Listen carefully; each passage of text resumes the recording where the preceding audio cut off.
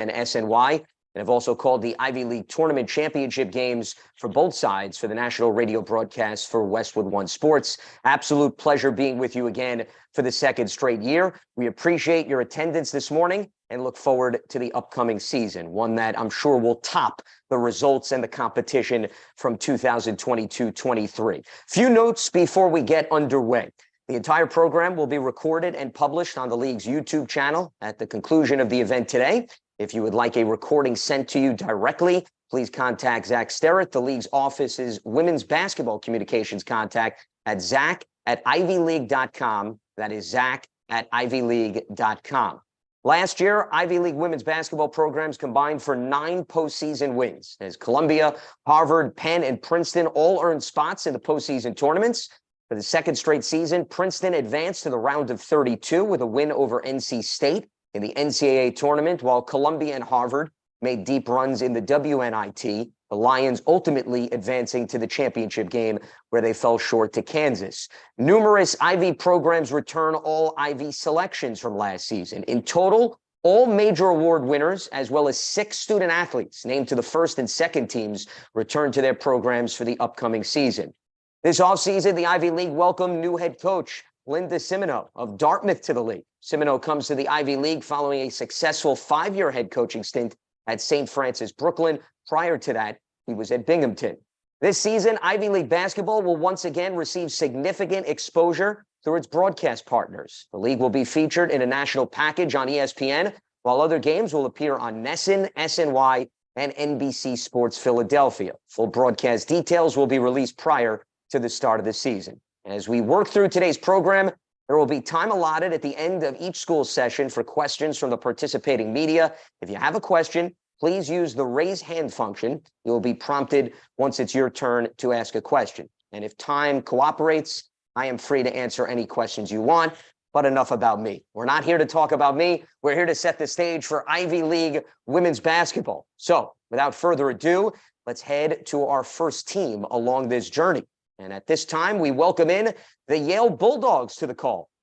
Yale finished 5th in the Ivy League last season with an overall record of 13-14 and 7-7 in the conference. The Bulldogs bring back their top 4 leading scorers from the previous season, a very nice luxury to have. And joining us today is head coach Dalila Eshe, along with guard Jenna Clark and forward Nyla McGill. Coach, excited to welcome you to the 2023 Ivy League Women's Basketball Media Day. It is great to see you. And we're going to start with some opening comments from you before we get ready to tip off the upcoming campaign. And it looks like we're just waiting here an extra moment before we see head coach Dalila Eshe. I see we have both Good players. Morning, Lance. Can you hear me? There we go. I'm now here. I hear you. I hear you here, loud and but clear. I'm actually not appearing in the screen for some reason. Not a problem. But the good news is we hear you loud and clear. So that's a positive. So I'll let you have the floor to start things up with some opening statements. Okay, wonderful. Thank you. I'm excited to be here this morning. Feeling kind of lucky to be the first one to get it rolling. We are very excited for the beginning of the season. Our girls have been working really, really hard. Their off season was excellent. They came back ready to go from the summertime, and we have just been putting in the work. I think you talk about standings and whatnot, and I think that we feel a little bit of the underdog. So we kind of will operate with a chip on our shoulder, which I think is a good thing. I'd rather be in that space, and I'm just really excited to get started with my group. Well, let's start from a big picture perspective. As I mentioned off the top, continuity, I would argue, is working in your favor. It's nice to have your 4 leading scorers back in the mix. So how much of a positive position does that put your team in terms of what you're able to build on foundation-wise of what you set forth last season? Yeah, absolutely. Obviously, you think about last year and having not been able to coach Camilla, but the exciting part about this year is that every player on my roster that I actually coached on the court is returning this year. And so we're in an incredible space. I think that we really trust each other. We understand each other very well in the player-coach relationship, and they know my expectations. And so once the foundation has been laid and they understand expectations, now we can amp it up a little bit, which is what we've been doing this year. And everybody is we're all on the same accord. We all have the same goal. So it's a lot of fun practices. When we come in, we have a lot of energy. We have a lot of fun together, but we work really hard. Well, speaking of building a foundation, let's go back to this time last year when we were talking. You were just inheriting and taking over this program. Now that you have a full year under the belt and in the books, what did you take away from your experience last season and what you were able to lay out foundation-wise? So last season, I feel like foundationally, I say this to my girls. I think I said at one point, I feel like in practice, sometimes I talk too much because you're trying to get in all of your concepts and you're trying to get in all of your foundation and help them understand thinking the way that you think. We've gotten to the point this year where we can kind of just move along through things quicker. So it's more of a refresher when we put stuff out on the court and we talk about our defense and our core and who we are as a program, and what we want to accomplish when we're on the court and the things that we work on. They're already used to it. So I could spend a lot less time talking and we could spend a lot more time doing stuff on the court. Well, Coach, I talk for a living and they still say I talk too much. So I can certainly relate to those circumstances. Appreciate the honesty moving forward here. You look at your schedule coming up this season, 13 games against teams that appeared in national postseason tournaments. Positioning wise, how much is that going to put you in great shape once the Ivy League slate actually begins? I think positioning wise, like I said, we're operating a little bit from the concept of the underdog, and I'll take it. So they're looking at us on paper as this is where we finished last year, and we're returning all of the same players. So I guess their expectation is that we're going to finish in the same spot. And, I like it. It puts a little bit of a chip on our shoulder. I feel like we felt like we underachieved last year, of course. And part of that was the transition of getting to know a new coach and a new system and all. So, we'll take it. We'll take it right where we are. One of the players that's joining us here on the call, Nyla McGill, last year's Ivy League Co-Defensive Player of the Year. How much did she help establish your identity on defense as you were implementing your new schemes?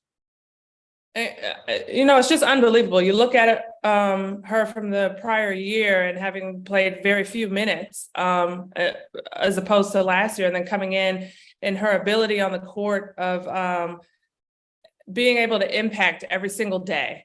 And the thing with that the team sees and respects with her is that it's not just when the lights come on. This is what she does for us every single day in practice. Sometimes we need to dial her back a little bit. And we're like, okay, all right, but we need to make sure that you're healthy and ready to go for the game. So she just has been an incredible marker of where we want to be defensively. And I think her defense translates to her offense. We've seen that in a lot of games this past season where she was able to get, put up 20 points because she was working so hard defensively. So I just feel lucky to be able to be her coach. She's a phenomenal talent. She works really hard. She is an incredible teammate. And I think the team will attest to that as well. Well, on that topic, Nyla, I want to bring you into the conversation to piggyback off of what your coach just mentioned. She alluded to the fact that you didn't play as much your freshman season, 16 games. It jumps to 27 last season. How much did the additional playing time make you more comfortable and is probably a byproduct of why your numbers went up? I think that being able to play more helped me get to learn how pace of the game is much different from high school, I would say. And you get to learn how to guard different types of players, whether they're lights out shooters or very aggressive slashers. And I think just that helped me overall learn how to move, learn how to react to different types of defense. It also helped my communication a ton because defense is also a game of communication. And without that, I needed the help of my teammates as well to help defend teams because it's not a one-man show. So I think just being able to play against a bunch of different competitive teams has very much boosted my ability and my talent. And clearly your ultimate goal is to help the team, as you mentioned, but you can't overlook the fact that you were honored as an individual carrying Co-Ivy League Defensive Player of the Year. How much does that give you confidence moving forward that in the early stages of your career, you were recognized by the league overall? I think it boosts my confidence a ton. I think that as with every player, there's always room to go. And so just knowing how far I came from my freshman year, being granted with such an honor is only going to help motivate me to go for the award again this year. And the other thing that I think shouldn't be overlooked is what you contributed on the offensive end. How important is it for you not to just be a focus on defense, but what you could do to complement the likes of Jenna Clark, who joins you here on the call, and provide more of a balanced attack here moving forward?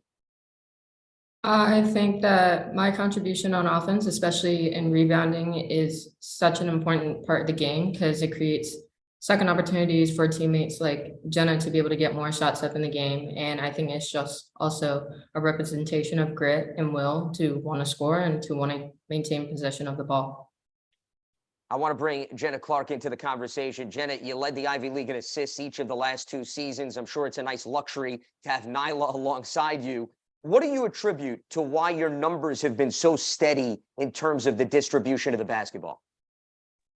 Yeah, I think for me, just being able to pass the ball to my teammates is something that has always been fun for me. So it's something that I'm always looking to do and always trying to get my teammates involved. So my favorite part of basketball is getting a nice assist. That's something I will get more excited about than pretty much anything. So I think just looking out for that. And then also obviously my teammates just connecting on those shots, making tough layups, making a wide open threes, hitting in transition. So them always being there for me and being able to make those shots, but then me being able to find them, just a combination of the both is just very important, but it's very helpful when you have teammates that are hitting shots for sure. 100%. And as I was talking with Coach earlier, the fact that the top 4 leading scorers return, this is now your senior campaign. What's your outlook, Jenna, as you and your teammates try to take that next step forward here? Yeah, I mean, of course, my goal this year is to win the championship. We want to win the Ivy League, and we want to make postseason play for sure. And I think that, as it is my senior year, it's a few other teammates' senior year. I think that's our goal. And anything less than that, we wouldn't be satisfied. So I think just really like Coach T was talking about how we've been connected this year and, we're building on last year. We're in a whole different place as far as connection and understanding of what we should be doing. So I think the sky's the limit. And I think that my goal is, of course, to win and, just keep building as a team. And I think really finding our identity is going to be a huge one and just keeping consistency throughout the entire year. From your standpoint, I was talking with Coach earlier about she was getting to know all the players last season in her first year. How much more comfortable do you feel as a player now that last season has passed, everything's been implemented, you know what the coach wants, and you know also what your teammates ultimately need to do in terms of being lined up and so forth? Yeah, I mean, I think much more comfortable. I think, as we progressed through the year last year, it got better and we started to understand each other. Me and Coach D had a, working relationship of figuring out what I could do, what she could do, and how we could work together. And I think we have a lot of trust in each other. And I think, I'm an extension of her and the staff. So just really having a whole other year is huge. And I think having the summer to talk about things and this preseason to really break down what our issues were and what our strengths were is going to be huge. And I think that the entire team probably feels a lot more comfortable. We have a really good feeling going into this year. So it's exciting. Now, am I allowed to put you on the spot and ask, should there be a word cap on the coach this season based on perhaps being a little bit too talkative last season? Where does the senior leader stand on this big debate here? I'm going to have to say no. She could talk all day. I could, we could talk all day, me and Coach D, right? Yes, that's the right answer. There you go. Well, see, I'm making sure that everybody's on the same page here before the season starts. And Coach, it's great to see you on screen here as we complement the audio and the video. I'm glad that we overcame some of those technical advances. I want to bring another player into the conversation. Kylie Capstraw, who was a freshman last season, seemed to really fit in nicely and provide a boost on the 3-point range and give you a little bit more balance on offense. What are you looking out of her as she tries to elevate her game in her second year? Yeah, so Kylie is a really good talent and she works incredibly hard. She had a really good beginning to her year last year. And I think that freshmen in general, you often hit that freshman plateau at times and whatnot. And I think that she maybe was a little frustrated with the end to her season last year, which is a good thing. So now she's operating with a chip on her shoulder. She came back in really good shape. She works really hard the whole summer. And so she is rearing for a really, really good sophomore year and is a really important piece to what we're trying to build. And she is a hooper at the end of the day, through and through. She loves basketball. She's a gym rat. She's one of the ones every time that I walk through the gym or see on the camera, she's in there getting shots up. So we expect a lot from her this year in the sense that that's something that she wants. She wants us to kind of put it on her back. So we're excited to have her and to have her where she's at mentally and physically right now. All right, let's move on to some media questions as we further the dialogue here as we're previewing the Yale Bulldogs, looking ahead to the 2023-24 campaign. Up first is Richard Kent of Ivy Hoops Online. Richard, the floor is yours. Hey, Coach, how are you? Hey, Richard. I'm doing well. How are you? Good. Could you take a look, Coach, at the league from maybe 30,000 feet and compare it to the league last year that you saw before the season started? Yeah, so it's interesting. I hadn't fully processed it. I only processed it to the capacity of our team. What Lance said earlier about how much is actually returning within conference, which is really exciting. I think the Ivy League women's basketball right now is just in an incredible spot. I think it's ultra competitive. I say this all the time in recruiting. If we're not recruiting Power 5 level talent, then we're not recruiting to win in the Ivies. And it just is such an amazing time to be part of it. It's so competitive. There's really good coaches. So, if you look at it from the outside looking in, it's kind of the best of both worlds. You can come to an Ivy League school and get the best education in the entire world, but you're playing really competitive basketball where you can be on the national stage. Great, thank you.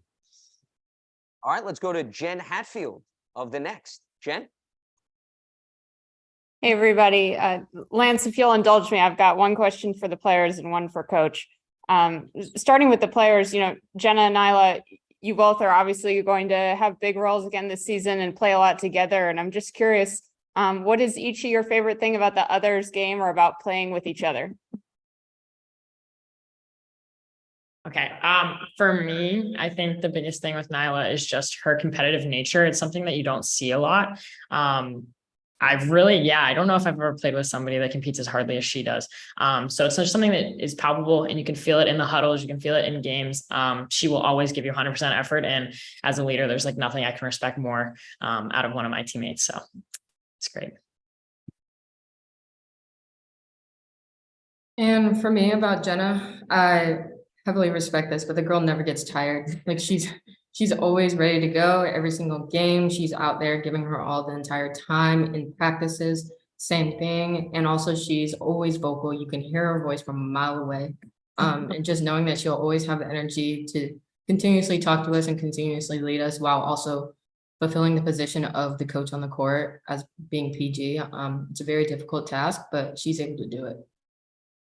And then for Coach, just curious what you're seeing from your front court beyond Nyla. I know you've got a lot of guard depth, and just curious what you're seeing from the front court and who's kind of stepped up or stood out to you so far in the preseason.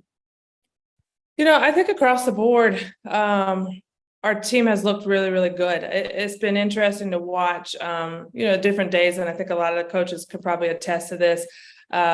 For 3 days in a row, somebody will be high up on the marker. And it's like they finally found their groove. They found their rhythm.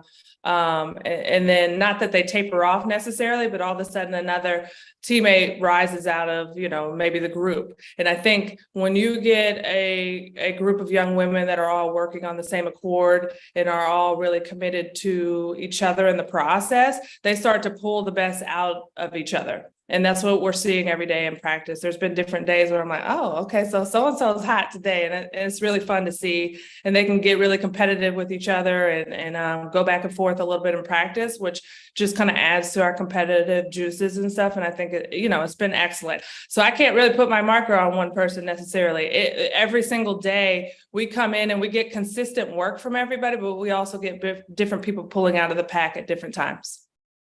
Thank you. All right, Jen, appreciate the questions. Let's move over to Maggie Venani of Hearst, Connecticut Media. Maggie? Hi, I also have two questions, one for Coach, one for the players. Starting first of Jenna, this is Coach's second season with you guys. What's been the biggest impact he's had on you personally this past year and a half?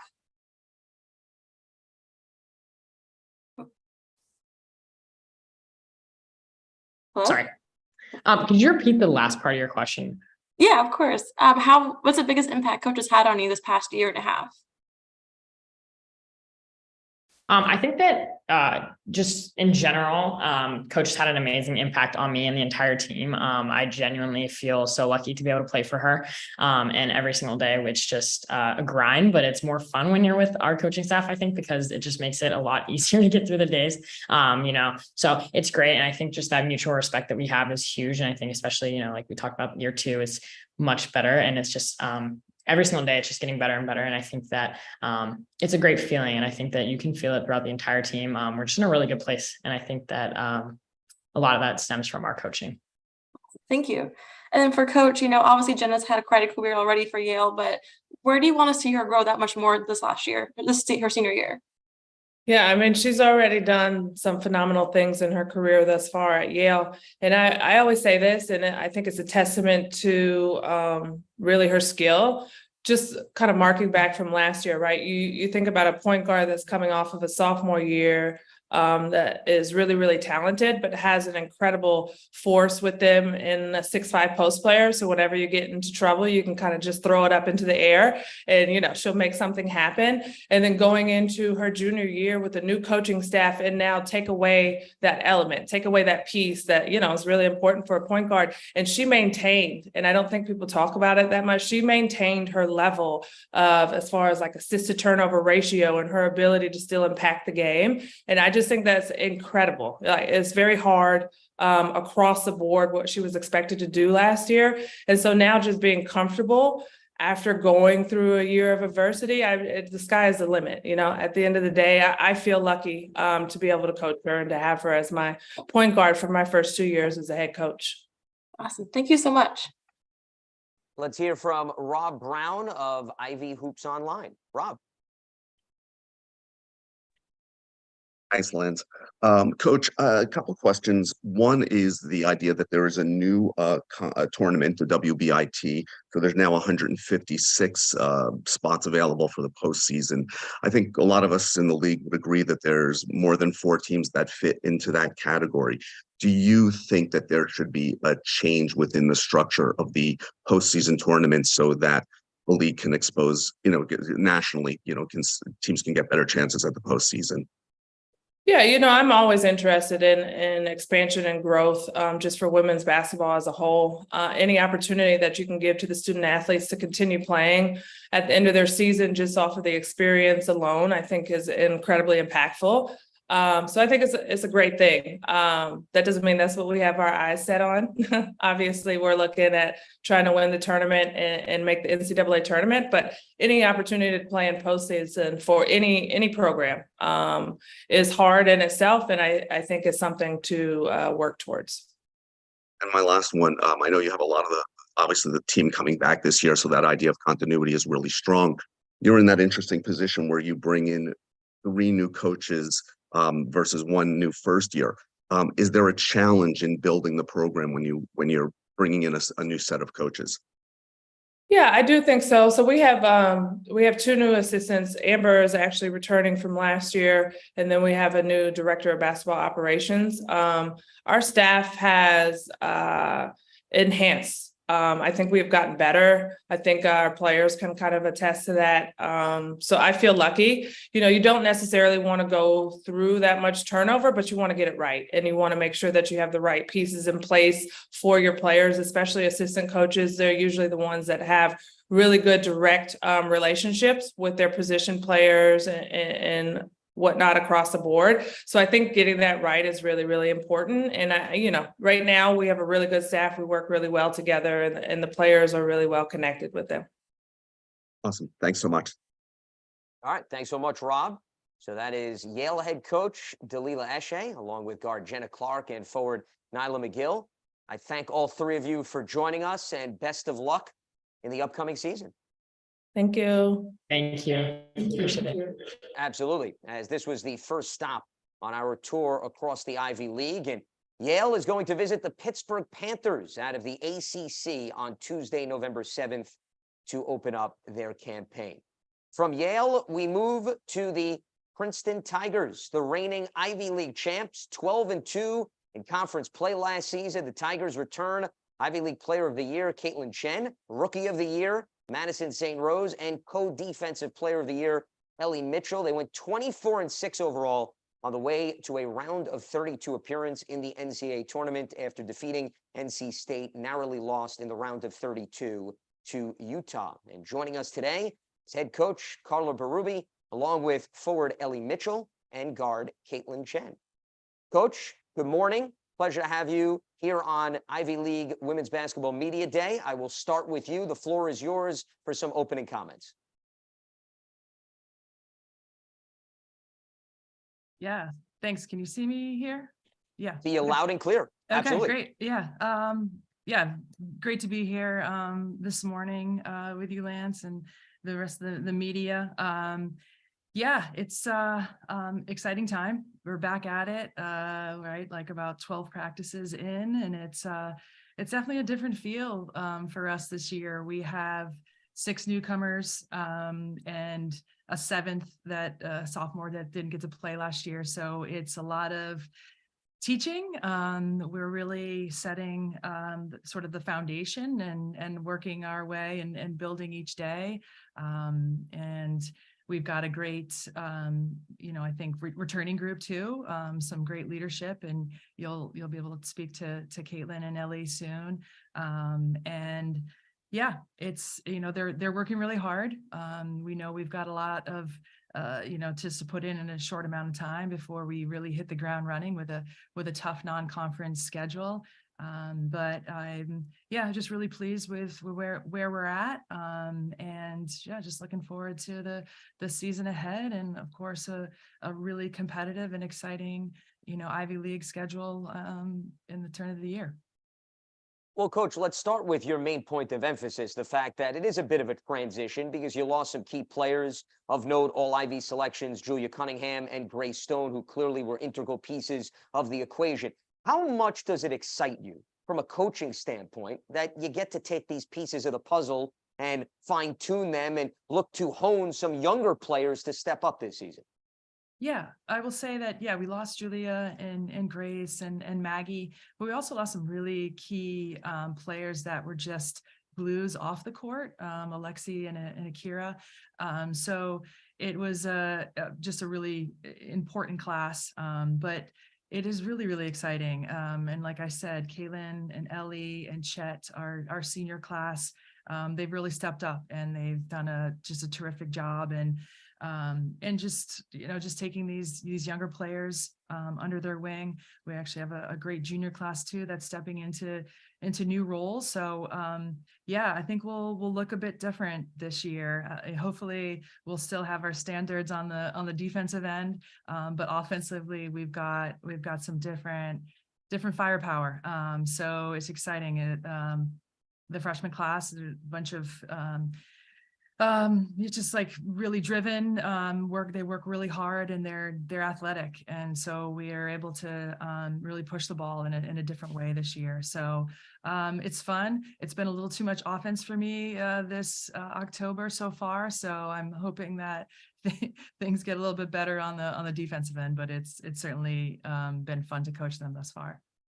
Well, as a follow-up to your point, you're known for being such a balanced team over the last several years in terms of your consistency.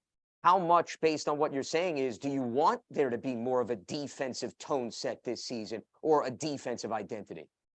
Yeah, I mean, that's been our identity. We haven't had much offense.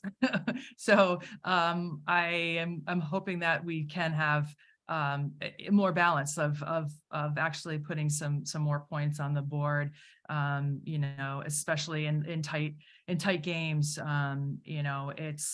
But we've definitely, in my eyes, for us to be successful, we've got to get the defense top notch and running on all cylinders, and hopefully we'll get there. It's definitely a work in progress when you have 7 players that haven't, learned how to play our type of defense yet. But the work ethic is there. They're certainly putting in the time outside of practice, and excited for the challenge ahead. You brought up the freshman class. You look at last year, Madison St. Rose comes into the program and he scores in double figures twice in the first 13 games, then 9 times in the last 13, really turned it on in the second half of the season. I guess what I'm getting at is, how much is she an example or the poster child of what you can use as an example for the incoming freshmen to say, hey, look at what Madison did last season. There's opportunities here for you to jump in and contribute immediately. Yeah, we talk about it all the time, that Maddie had no idea what was going on for the first half of our season. And then it just, just kidding. But things just clicked a little bit better. And, you know, once the Ivy League season got going, yeah, she just got it. And I think is a testament to our leadership and the upperclassmen that they can really bring along, you know, the underclassmen. It really is on them to get them up to speed, and for our staff as well. Because if you do have the work ethic and you know, you have a good IQ and you bring it every day, you're going to be successful. And that's what Maddie did last year. She just kept working and kept watching film and put the work in, and yeah, it came to fruition. And now she stepped back on campus this season, and now she's a leader. Now she's showing the underclassmen, even though she's underclassmen, but she's an experienced underclassman, just how to do this. Well, the two players that are joining us also fit that bill in terms of leadership. I want to focus on Caitlin Chen here for a second, and then I do want to bring Caitlin and Ellie into the conversation. At this time last year, there were a lot of questions. You lose a player like Abby Myers, and you wonder, okay, is somebody going to step in? Well, Caitlin answers the call, Ivy League Player of the Year. I'm sure you have nothing to complain about from that standpoint. But in all seriousness, what impressed you the most about how Caitlin elevated her game and how it really was a relatively smooth transition? Yeah, I think what you saw what Caitlin was going to be able to do at the end of her sophomore year in the Ivy League tournament. And so, yeah, her junior year was awesome. She wants the ball in her hands to make plays, whether it's for herself or for her teammates. We trust her 100%. She's become a great defender as well, great rebounder, and yeah, just puts people in the right places to be successful. Really great leader, and she sets the example every day. She and Ellie, and yeah, so happy to have the two of them back for their final campaign here. I want to bring the players into the conversation. Caitlin, let's piggyback off of what Coach was just talking about. You had to really assume a leadership role, but also a scoring role in the absence of Abby Myers. When you look back, what was your mindset coming in, and how much do you think you truly fulfilled those expectations that you set forth for yourself? I don't really know if I had certain scoring expectations or anything for myself personally. I sort of just come in every day and I do whatever I need to help the team. And I guess last year that was scoring, and I sort of had all my teammates help, and without them, I could have been as successful as I was. Five straight. Yes, obviously my coaches. 5 straight Ivy League regular season titles that this program has produced. Caitlin, what do you attribute to why Princeton has been able to set this standard, and what needs to happen again this season for it to carry forth? I think it's the mentality that we have coming in every day in practice. We're going to work as hard as we can, and we're going to outwork people. And we sort of have this standard we set for ourselves day in and day out that we must meet. And a lot of it's just hard work and effort. Like Coach always says, you guys don't do the right things defensively half the time, but your effort makes up for it. So, I mean, you want to add on? Yeah, I mean, I think we just work really hard, and we don't take anything for granted. Yes, we have this great history, but it's each year it's a new team, it's a new reset, and everyone buys in. Obviously defense fuels us, but at the same time, there are a lot of pieces that need to come together. And we have a great team chemistry, and we work really hard at that. And so I think that helps us be really successful. Well, on the topic of defense, Ellie, you're synonymous with that term. You won co-defensive player of the year. You led the league in rebounding for the 2nd straight year. And, it's not necessarily easy to say you can impact the game with respect to one facet of the team. What do you attribute to why you fit perfectly into this equation, and how much your defensive intensity helps ignite the rest of your teammates, and has done it for the last 2 years? Yeah, I think as a team, we all feed off of each other really well. Caitlin talked about effort. I've always kind of really embraced that kind of aspect of my play. it's a little bit of the dirty work, but I think it's a lot of fun. And it deflates the teams. When you work really hard on defense, you get those rebounds. I'm lucky that I have a lot of great teammates around me. But like I said, we hang our hats on our defense. We get a stop. It's a lot easier to get a score. So we're always just kind of strive for that. And we know that the rest will come. And so I take a lot of pride just kind of trying to lead that role a bit. The both of you talked about having a consistent mindset. And I think back to last season where you lost your first 2 Ivy League games. And then after that, it was smooth sailing. You won 12 in a row. The rest is history. Easy to say, not necessarily easy to do. What did the two of you, if you both can answer this, take away from that 0-2 start, which was, let's face it, a bit of uncharted territory for you and your teammates? And what do you learn from that and how you regroup that you can apply to this year? Yeah, I think it was sort of like a reality check. Like I said, every day, we're coming into work, but at the same time, like the rest of the league is doing the same thing. And it's great. Ivy League basketball is getting a lot more competitive. We've been in growth mode.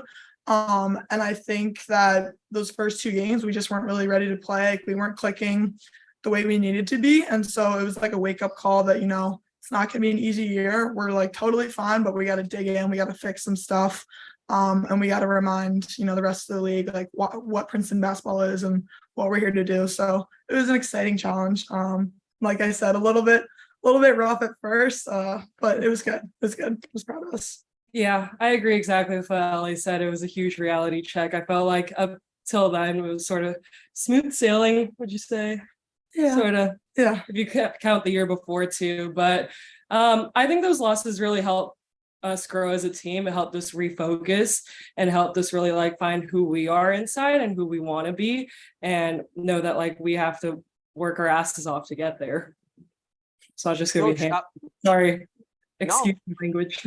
Not a problem. This is a PG-13 program, not a PG program. So we'll allow that. No penalty whatsoever. I'll allow it to pass through. In all seriousness, Coach, I want to bring you back into the dialogue with respect to the lessons learned from those 2 early losses, because you look at the makeup of the league and even your schedule this year, you're going to go up against 6 NCAA tournament teams. We saw how Columbia has elevated. Harvard knocked off Columbia in the tournament. How much is that a reminder that your team cannot take anything for granted because of how this league overall has dramatically improved?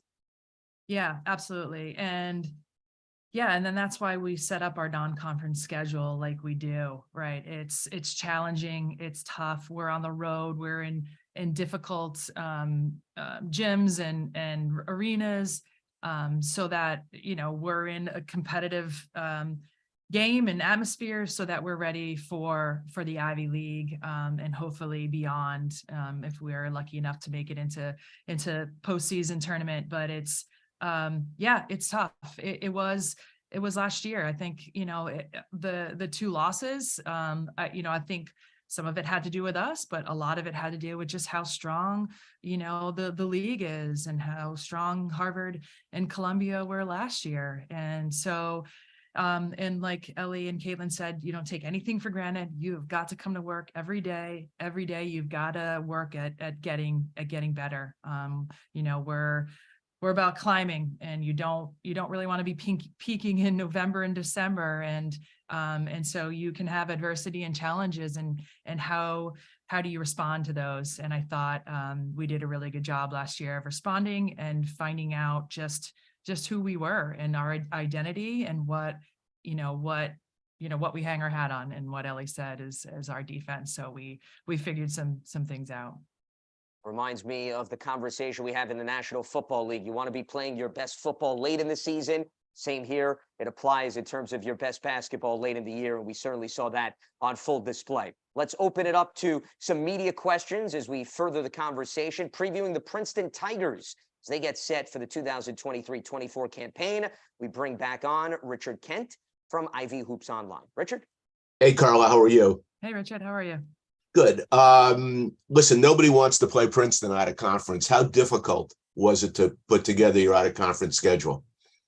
Very, very difficult. But we did get all our games in, and playing a lot of really tough Power Fives. I'm not sure that is exactly what we wanted to do, but we got our games in, and we've got some great challenges, and and excited for them. But it is very, very difficult to, just to schedule, especially around here. But that's a good thing. It comes with the territory. And a second question, Carla, you're swimming in the deepest of recruiting waters with Power Fives and Power Sixes. Does the NIL question come up? And if so, how do you deal with it? Not that much. I think that people understand what we're about. You definitely have your opportunities here and in the Ivy League to pursue NIL things, but this is really about the 40-year, 50-year investment in this education and in this experience. So not so much what can you get from me in these 4 years, but what does Princeton set you up for your future? So love talking about that and what this degree and this experience can do for you. Thank you, Carla. Good luck this year. Thank you. All right. Thanks to you, Richard. Let's go to Jen Hatfield of The Next. Hey, everybody. Good to see you all again. One question for the players and one for Coach. Caitlin and Ellie, there's been a lot of talk about the schedule. From your guys' perspective, when you see this challenging of a schedule, and Caitlin, for you, a homecoming, how excited are you to play this non-conference schedule that you have? I mean, when I see who we're playing, I get excited. It's a lot of fun to play against really great teams, and we normally don't get to experience that until like later in the year. But it should be really good for us to experience it early on and know what we need to work on and how good we are. Yeah, and going off that, in the Ivy League, I think we always have a target on our back, so it's fun to have this challenge, in these non-conference games where we might be a little bit of an underdog. And like Caitlin said, it just gets us ready, for Ivy League play and then hopefully for postseason play. So we're excited for the challenges. And then Carla, for you, you talked about Maddie and about Caitlin and kind of how great of years they had last year. What have you seen from them in the preseason? How have they kind of elevated from what, they were already great last year, but how have you seen them be even better so far? Yeah, you can just tell how much work they put in this summer. Excited for Caitlin's senior year. I think she's added some things to her bag, and definitely three-point shooting has gotten a lot stronger. And just really looking forward to coaching her this year. Maddie has done a tremendous job. I think everyone on our staff and team are really, really excited about just how much better she's gotten. And I said a lot of it is off the court too, just great leadership and the work ethic she's bringing every day.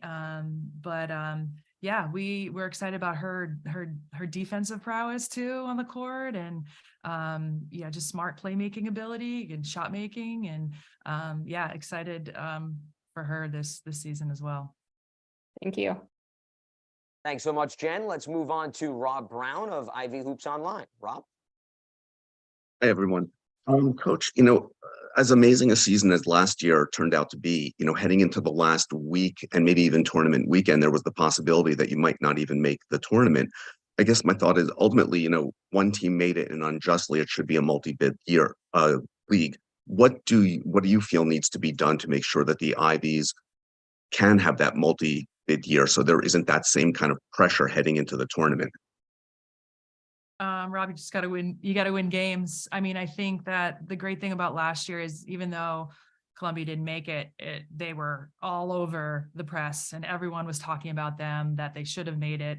And so they got a lot of respect, and then taking their season to the finals of the NIT was huge. So it's just putting the Ivy League on the map, and the conversation is about the Ivy League at the end of the season, because we have several teams that have put together really strong seasons. And so I think there's more respect there. I think that we're getting a little bit more respect as we're working to get better seeds in the NCAA tournament, and that, we're able to knock off your Power 5 teams. So we're getting there. I'm excited for this year and for the whole Ivy League, and seeing how we do out of conference. Those games are huge. And then, just putting, just Ivy League basketball on display, that it is certainly really great basketball. Thanks. And for Caitlin and Ellie, you both, your team were so close to the second weekend 2 years in a row. So it's certainly a realistic possibility that you will get there. How do you individually and as leaders of the team keep everything grounded to focus on the day to day, so that you can get to that point for later in the season? Yeah.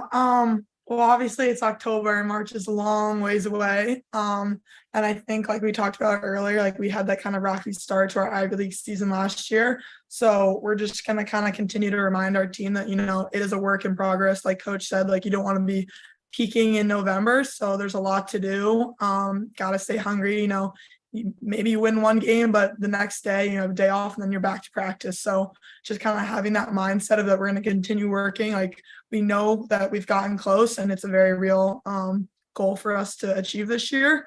And so just kind of keeping that kind of hungry mindset, I think is a big focus for us.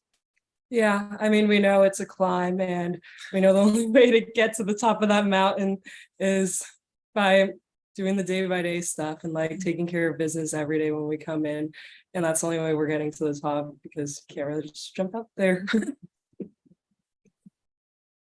And Rob, appreciate the questions. So the reigning Ivy League Player of the Year, Caitlin Chen, co-defensive Player of the Year, Ellie Mitchell, and head coach Carla Berube here on Ivy League Women's Basketball Media Day. I thank the three of you for joining us, and I wish you the best of luck in the upcoming season. Thanks so much. Thank you. Thank you. You got it. Absolutely. As the Princeton Tigers open their season at home against Duquesne out of the Atlantic 10 on Monday, November 6th at 7 p.m. From Princeton, we move on to their travel partners, the Penn Quakers, as they finished with a 17-12 record overall last season, 9-5 in conference play, tied for third place. They lost in the first round of the WNIT to Richmond. And joining us today is head coach Mike McLaughlin, along with forwards Jordan Obi and Floor Tunders. Coach, great to see you. Appreciate the time. I hope all is well. I'll offer you the floor to continue the conversation here with some opening statements out of you. Yeah, good afternoon. Thanks for having us. It's been an exciting start. We have some veteran returnings. You'll meet Floor here in a second, and Jordan. But we have a lot of new faces. We have some inexperienced players are now going to get their opportunity here at Penn to play, to compete. They've made great steps in the off season. Off to a very good start here so far in preseason. As we start going through the scrimmage phase of what we're going to be doing over the next couple of weeks, I'm excited to see the growth they made. And I really want them to take advantage of an opportunity in front of them, both the younger players and the inexperienced players that are going to be playing a lot for the first time, to grow together. We got Jordan and Floor that are true professionals. They've taken the natural step as seniors. So there's a lot of exciting things ahead, but definitely some challenges as well. And, we've lost a great deal from last year in terms of experience and guard play. So excited, but also every, minute of practice is vitally important for the growth of our program. Coach, considering you just mentioned you lost some talent, the fact that you did make it to the Ivy League tournament last season and you were in the WNIT, how much at all does that experience help carry over to this year's group? Yeah, it certainly does help. I mean, especially for the returning players that were part of the program last year. I think, though, the biggest thing is when you watch upperclassmen succeed and what they go through. I just caught the end of Princeton's press conference. It's a journey. You have to work every day to try to meet, reach the top of what you're doing. And, when you have a group of players that have done that and have succeeded and had a great experience, the younger players are always looking. It's sometimes in the beginning, you don't know what they're looking at, but they do see what's in front of them and they see the journey and the process that it takes to be successful. So all these experiences will help these younger players grow. Well, one of the players that some of the youth movement got to see up close and personal is, of course, Kayla Padilla, who's meant so much to your program over the last few seasons. Top scorer, led the team in assists, first team All-Ivy. Coach, I know it may be the obvious question, but how do you go about replacing that type of an output? Yeah, I mean, it's difficult to replace. I mean, every program goes through it, right? We graduate our great seniors, and they all contributed so much. But for Kayla, I think what Kayla did on the floor was special. What Kayla did off the floor was special. And she was a selfless leader, and I know that resonated with her current teammates and her former teammates. It's challenging to lose anyone, especially of Kayla's status and what she meant for our program, both on and off the floor. But her legacy will live here. I mean, she taught everyone every day how important it was and what work ethic looks like and what being a great teammate looks like. And then you combine that with her natural skill. She was a blessing to have, but she rubbed off on this program. And I think we'll see the benefits of that this year. I look at your program from covering the Ivy League all of these years, and defense has always been a key principle that you've stressed. I mean, even last season, second in the league in scoring defense. What is the emphasis this year in terms of balancing the load? Are you putting a point of emphasis on offense? Do you still feel like the defense can carry you? What are you honing in on specifically this season? Yeah, I think the defensive side keeps you gives you the ability to stay with anyone. If you have a system, have the players willing to do it. But I think, right now with a new group of players, we're trying to give them a good balance. But of no doubt, you go back in your experience, especially in this great league, what it's going to take to win. You got to be solid on the defensive side to get through our league or to succeed every day in our league. So we're a little bit more of a combination this year because of the growth that we need to make, but defense will always be an emphasis, at least, here at Penn for sure. You mentioned you were listening to the tail end of the Princeton press conference and the journey, and you've seen this firsthand. The league has evolved over the last few years. Not to say that it hasn't been competitive, but Coach, you look at the number of postseason appearances across the board, including your team and Harvard and Columbia giving Princeton a test in the early stages of the league schedule. Where would you assess where this league is right now, from really top to bottom compared to where it's been maybe when you first entered the league? Yeah, I mean, it's been a great journey. I mean, this is my 15th year in the league, and as a program, I've seen us on the bottom, I've seen us on the top, I've seen us in the middle, right? So I've seen the growth of the league. I've seen the growth of each program in the league. I've seen the growth of Penn, and I think that's a great thing. I'm one that outside the league, I am rooting for every Ivy League to succeed. I want this league to be great. I want everyone to understand the challenges and the great contributions they give to the university and how these kids compete on a daily basis, both on the floor, in the classroom. These are special young ladies, particularly here at Penn. What they do, I'm so appreciative of what they do, but they want to succeed out on the floor. These are great student athletes that are tremendous players, and they're playing, in my opinion, one of the best leagues in the country for all the right reasons. And I cherish this league. I celebrate the league. There's no doubt when we compete, we want to beat each other, but I want this league to be successful from this year on to next year and many years to come. You referenced the players. Before I open it up to them, let's put them under the microscope here. Floor Tunder specifically, who is known for her defense, and that was on full display. She started her career at Florida, a transfer. What did she add to your defensive identity, and how much more can you get out of her this season here moving forward? I've always said this about Floor. She is one of the most professional players I've coached in my tenure, not only at Penn, in my career of coaching. She is she's about as consistent as you can find on the floor. The way she handles herself, she's got a high basketball IQ. She's got a willingness to adapt. She's very team oriented. And she's super mature, both on and off the floor. That resonates. I think her maturity is what makes her a very, very good player. She's never fazed by the moment, whatever that is, good or bad. I would say Floor is a total professional at the college level. Well, Floor, I want to bring you into the conversation since we're on the topic of what you brought to this team. What was the transition like for you last season? Coming from Florida to Penn, feeling out the team and carving out a role for yourself? Well, I think the transition went quite smoothly. Like, the team helped me greatly, like on and off the court. And I think as we rolled into practices, I felt like I just fit in here.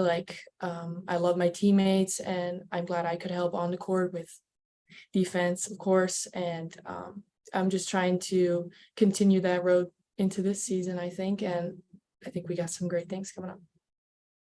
Well, including the teammate sitting next to you in Jordan Obi. Jordan, second team All-Ivy each of the last 2 seasons. I referenced the fact that you lose Caleb Padilla, but you can't overlook what you've provided, especially on the scoring front.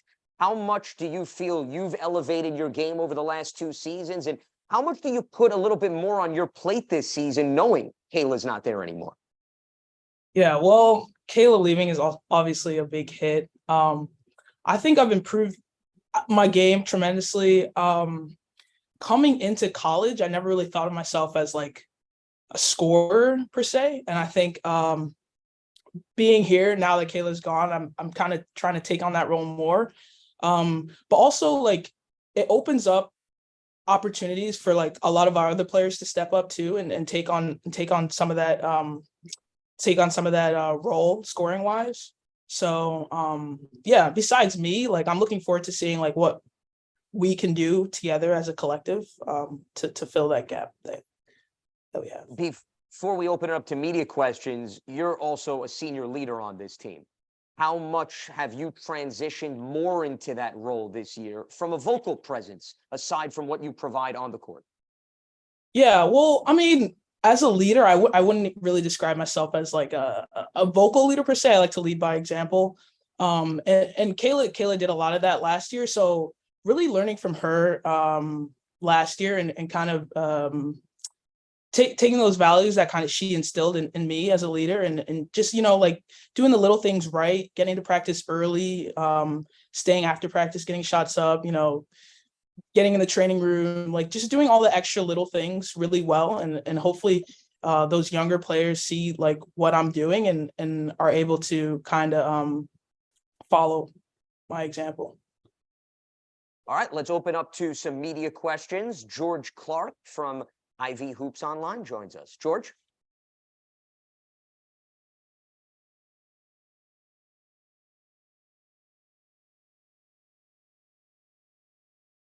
Not sure if George is having some technical issues.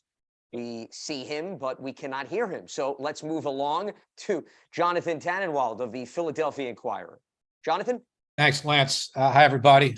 Mike, I know you took one question already about, who sort of becomes Kayla's successor, but in particular with the point guard, how do you see that shaping up this season?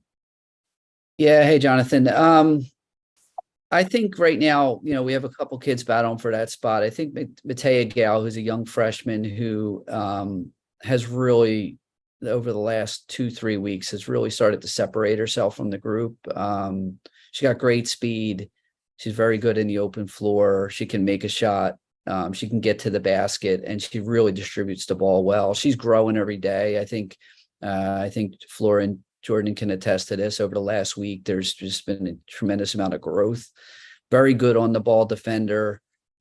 Still, every day, as I said, is really important. She's learning something new that's going to translate to the college game. I want her to be, which is understanding that position's challenging, but I want her to, every day, add something new to her ability to lead, to have a little bit more command. And that's the things her and I talk about a lot. But she's off to a great start, Jonathan. I think if we were ready to kick off tomorrow, I think she'd be the one to have her ball in her hand first. I appreciate that. And there have been years, when your system's been more interior oriented. There have been years when your system is more guard oriented, as it was under Kayla. Is this a moment now where it goes back to being more post oriented? Yeah, I think this is, Jordan oriented right now. Jordan has the ability to play on the perimeter, around the basket, away from the basket. And, I think this, a lot of things will go through Jordan like they did last year, but she has the ability. I do want to talk about Jordan real quick. Jonathan, you give me a second. Been at Penn 15 years. I haven't seen a kid make as much growth jump as Jordan has. I mean, on the floor, off the floor. Her ability to lead, and she just said a great answer on what Kayla did for her and watching her. I really believe the growth is about as impressive as any kid I've had through Penn. And the way she handles herself, her maturity jump, our selflessness. I can't say enough about her. But I think to answer your question back is a lot of things will go through Jordan, both on the perimeter and around the basket as well. Thanks, Mike. Okay, thanks so much, Jonathan. Let's move to Jen Hatfield of the Next. Jen? Hi, everybody. Good to see you all. One question for the players and one for Coach from me. Jordan and Flora, for both of you, what are some of the strengths that you see with this year's team so far? And, who else have you seen kind of step up around you? Yeah, I think this year one of our strengths is going to be our ability to play fast up and down the floor. Like Coach was saying, Matea is a really good guard, and she's really fast and makes the right reads and can get the ball up the floor. But I also think defensively she's really good. So yeah, I think those will be some of our strengths. Both playing fast and defense. And then the second part was, who stepped up? I think Simone has been playing really well. I think last year we knew her as like a 3-point shooter, but in practices she's been getting a lot of her buckets different ways, cutting the basket really hard, attacking the basket really hard. So I've been really impressed with Simone thus far. Yeah, I can add to that. I think we've had a really competitive nature during practice on the court, and I think that's really showed in our eagerness to like offensive rebound, defensive rebound, and defense to ball screen defense. So I think that competitiveness can really translate to games in how we play other teams. And I think a number of players have stepped up. Who comes to mind right now is Lizzie. I think she's been all over the court lately, and I think she can really help us this year in that way, playing eager. She's everywhere, so I think she'll be good for us this year too. Awesome. And Mike, I was actually going to ask you about Simone and just what you've seen from her going into her sophomore year. How have you seen her take a jump? Yeah, I mean, Jordan said it right. I would add too, she's much more explosive this year and quicker than she was a year ago. She can get up and down the floor, and defensively she's incredibly active right now. I just think she's taken that next natural mature from her freshman year into her sophomore year. It's really nice to see. But I think she's playing loose. She's able to get up and down the floor and score in transition. Just off to a really good start, Jen. Awesome. Thank you all. Thanks so much, Jen. Let's finish off the questions with Mel Greenberg, the women's hoop guru. Mel, welcome aboard. Hi there. Can you hear me? Am I in? We hear you loud and clear. Okay. I never know with Zoom.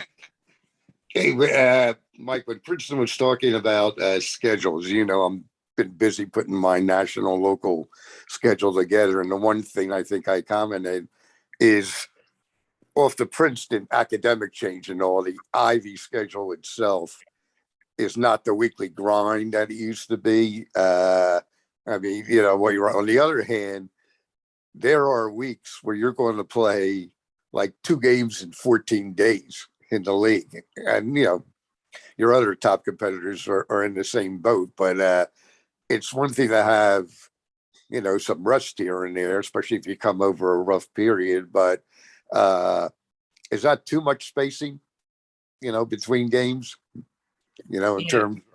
Yeah, I mean, it's been a daily battle, I think, since I've been in the league, how to best organize the league schedule. Ironically, we're all heading up to Yale tomorrow, the head coaches of both men and women, and one of them will be the main discussion, the schedule for the future. But for now, it is what it is. This is the schedule in front of us. I've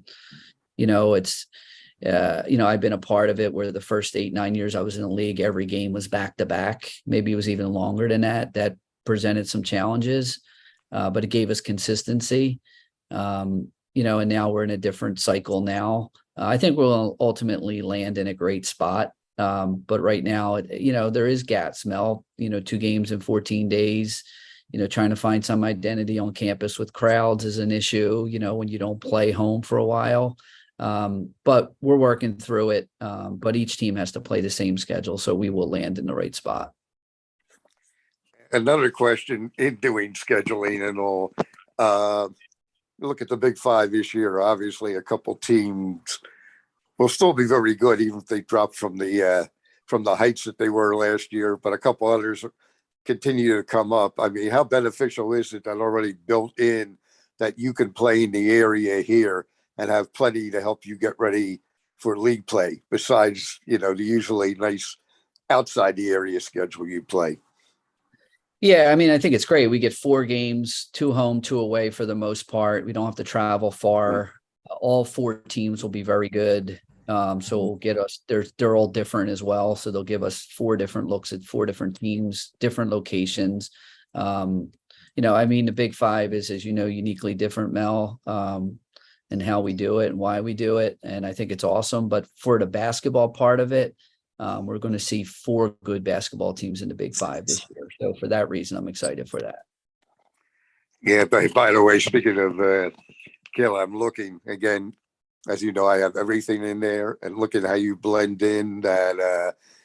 It looks like a lot of nights if you buy the Pac-12 LA package, without having to take time off from your program, you can watch the progress of Kayla and her new world in there. It's going to be it. Well, we'll support Kayla and the other 2 that are also playing college, and Mandy and Faye Parker. So we're excited for all of them, not just Kayla, but the whole group of them. And thanks so much, Mel. Head coach Mike McLaughlin, Jordan Obi, Floor Tunders. I thank the 3 of you. Greatly appreciate the time and the insight, and I wish you the best of luck in the upcoming season. Thank you. Thanks for having us. You got it. My pleasure. As Penn opens its season at home against Marist on Saturday, November 11th at 12 p.m. As we move along here, previewing the upcoming Ivy League women's basketball season, 2023-24, we now turn our attention to the Harvard Crimson. They're coming off a 20-12 campaign. They went 9-5 in conference play, finished tied for 3rd, reached the grade 8 of the postseason WNIT, and they return all Ivy selections, Harmony Turner, as well as Lola Mullaney. And we are now joined by the head coach of the Harvard Crimson, Carrie Moore, along with guard Harmony Turner and Lola Mullaney. I welcome all of you into the conversation here. Coach, I will start with you for some opening comments. Hey, Lance, what's going on? Thank you so much for having me and Lola and Harm. Obviously, we're just, tremendously excited about what's to come. Obviously, being on this Ivy Media Day means that our season is near, and we are working tirelessly, by the day to really just help us prepare for what is a pretty grueling and tough non-conference schedule, a lot of road games. But in hopes that it prepares us to really win at a high level on the road in our league, because ultimately, this group has high hopes for winning a championship this season. So just tremendously excited. Obviously, 2nd year here now, being the head coach, and I think a lot goes into that first season.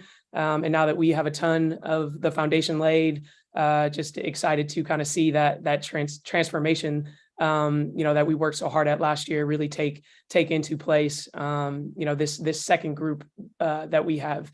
And we feel like we've got a talented group, a group that works tremendously hard, pushes one another, competitive, and really excited to see what can happen. Well, and Coach, that was on full display last season. You knocked off Columbia in the first round of the Ivy League tournament. As I mentioned, you had a deep run in the WNIT, and you mentioned it was only year 1 for you. And certainly on the surface, it's not easy to replace a legend in Kathy Delaney-Smith. You knew that coming in. What was your main takeaway in terms of how you were personally able to navigate your first year at the helm? Yeah, it was a lot. I cannot say it was easy. There's a lot that goes into it, a lot of hours, a lot of things that folks do not see, which goes into the practice times, but also just a lot of the time that we spent off the floor together as a group. You've got to build meaningful relationships in order to really coach a group as hard as we do, and hold them accountable in the ways that we do. And we feel like, we really stepped up in that way, and allowed us to focus on, that belief factor, and giving ourselves the permission, to be one of the best teams in this league again. So we've got all the pieces. I mean, luckily we inherited a very talented group. So it was really trying to kind of tap into all of those intangibles that I think allowed us to have the success that we did towards the end of the year. Now, at the same time, you do need to fill some voids, specifically the loss of Mackenzie Forbes, who was one of your best three-point shooters, and she was actually first in the Ivy League in three-point percentage and second in total made threes. How do you go about shifting the balance without her in the equation? Yeah, I mean, the crazy thing is as much as, we love Kinsey and miss Kinsey, I think she wasn't even on an all Ivy team last year at the end of the season, which is crazy, first of all. Secondly, I think that speaks to the level of talent that we have underneath her and that we have currently now on our team without her. And so, we've got a lot back, and it might not be necessarily her or how she played or what she brought to the table, but Lola, I'll start with the two that we have on with us today. I mean, Lola in her senior season, I know has tremendous hopes for what she will be able to accomplish and how she will be able to help our team. And Harmony will follow suit in that way, equally as a junior. So a younger team, but we will fill those gaps by committee. And we fortunately played a lot of games with Kinsey on the bench last year. Unfortunately for her, was in foul trouble a lot in our Ivy season. So we know what it looks like, without her on the floor, and just tremendously excited for folks to really step up in that way. On the topic of stepping up in a bit of a youth movement, I want to bring Elena Rodriguez into the equation because she actually received honorable mention All Ivy last season, led the team in rebounding and blocks. The jump she made in her sophomore year, what was noticeable about that, and how much can you build off of that?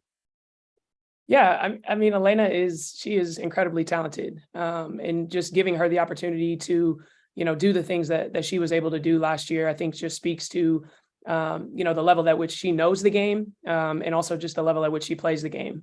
She spent most of her summer playing with her national team, and I think that has catapulted her in even, more ways to really help us this season. And I think her versatility speaks to how we play. And I think the way that we play allows her to have tremendous success. And she's, she's our QB on the floor. She makes a lot of decisions for us in the middle of the floor. I think she works really well with Harmony in the middle of the floor and kind of two-man action. And then you add Lola to the piece. It's an amazing trifecta. And it's pretty fun to watch on the offensive end. So yeah, her sophomore season was one that I think a lot were able to take notice. And I think she's going to be even better for us this year. Speaking of taking notice, it was interesting, Coach, because Harvard was listed as one of the next 4 out team in ESPN's bracketology last month. So clearly the nation is taking notice of what your group accomplished last season. I know it's early and you have yet to get on the court in a meaningful game, but when you see that type of recognition, what does that send to you, and what do you pass on to your team with respect to that? Yeah, I mean, we haven't talked about it not once this year. I think, preseason predictions and all that are great. I think it speaks to the level of work that we put in last year and what we were able to accomplish, but it honestly means nothing because, what matters is how we approach this season, how we get better every single day, and really attacking our non-conference schedule in a way that will help us be in that same position, if not better, come March. So yeah, it's great. I think because we worked tremendously hard in year one. And I think ultimately we wanted to let folks know who we are and who we are about or what we are about. And so, that has been accomplished, but now it's, how do we respond, now that we are no longer a surprise to folks. Well, and the reason why you're not a surprise is because of the 2 players that are with us here in this conversation. I want to bring both of them in, Lola Mullaney and Harmony Turner. And Harmony, let's start with you. You're coming off a terrific season, top 5 in the Ivy League in scoring, assists, and steals. And first year in the league, you were Ivy League Rookie of the Year. What do you attribute to how much of a stride you've made since you've entered this league, and where you expect to take your game this season?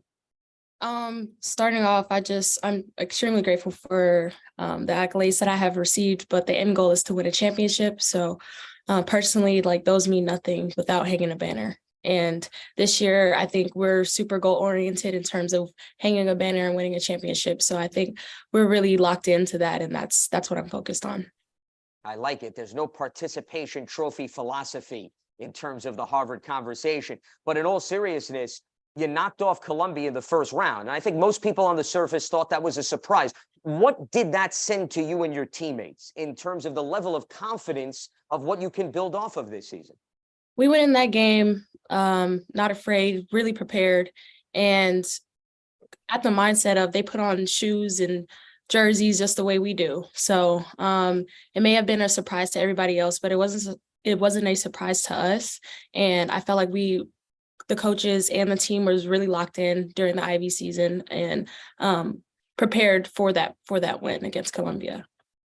Lola, I want to pose the same question to you because you played an integral role, obviously, on both sides, specifically in terms of your three-point shooting. What message do you think that win over Columbia sent to the rest of the team? Yeah, I think it was huge. Like Harmony said, we kind of try to focus on us rather than worrying about what other people are doing. So I think we went into that game knowing that we've been so prepared, especially at that point in the season.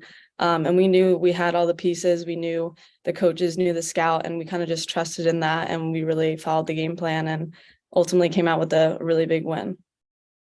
Second team All-Ivy each of the last 2 seasons. Harmony, who you're sitting next to, also has had individual accolades. How do you approach the recognition from the rest of the league? Are you adopting Harmony's outlook in terms of it's nice, but you've got bigger fish to fry, essentially, to put it one way? Or does it give you the confidence that you can continue to elevate your game from an individual standpoint?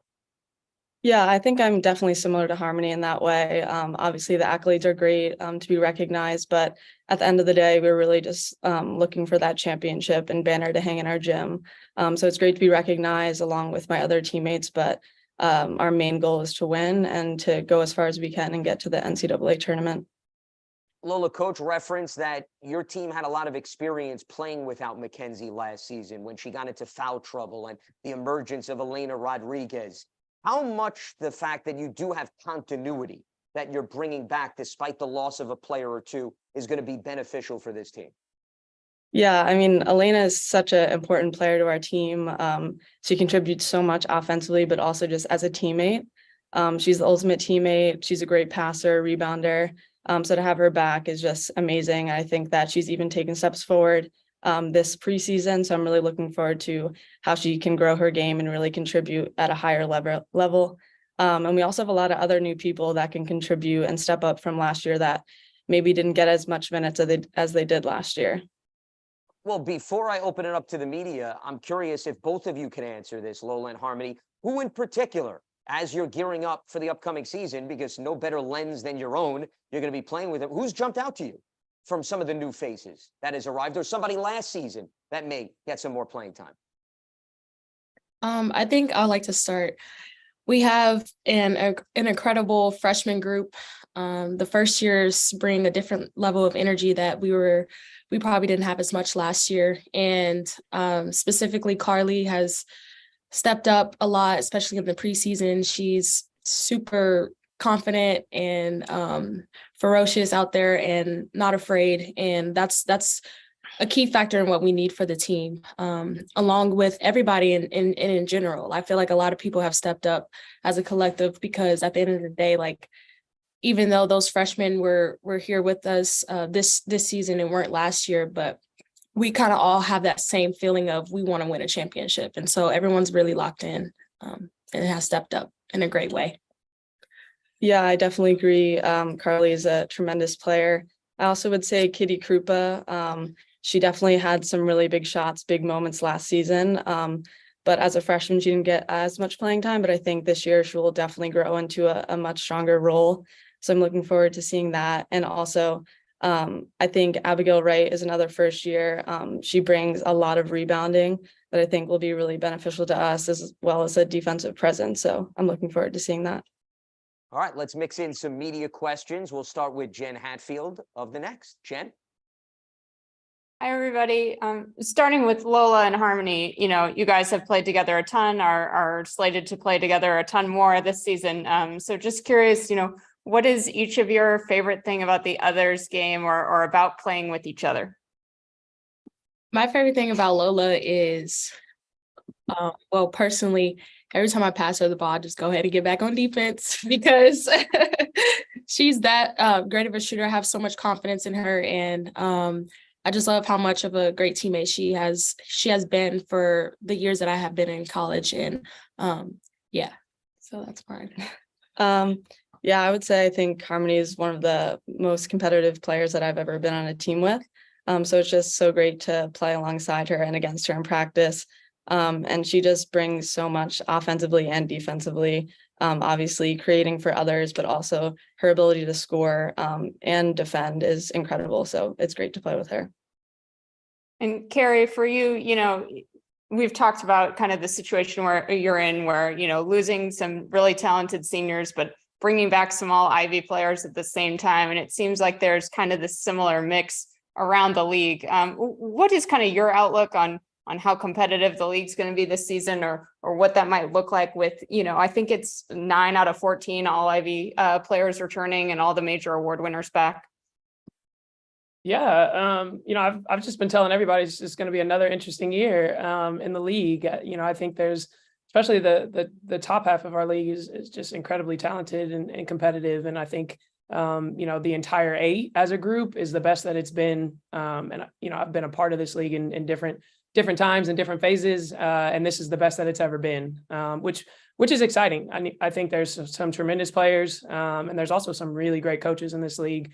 And I think that is something that we use every single day to really motivate us to make sure, we're stacking wins daily, because we're going to have to be consistent in our approach because every game there is no guarantee. So we've got to play at our best no matter who we're playing. So I think from a competitive standpoint, you want it that way. And I think we're very excited to show what we can do. Sounds good. Thank you all. Thanks, Jen. And thank you, Jen. Let's move on to Ben Ulcher of ESPN Plus. Ben.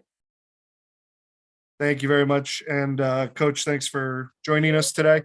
You touched on the non-conference schedule already, but a couple of real heavyweights in there with Maryland and Baylor, and obviously that trip out to the West Coast as well.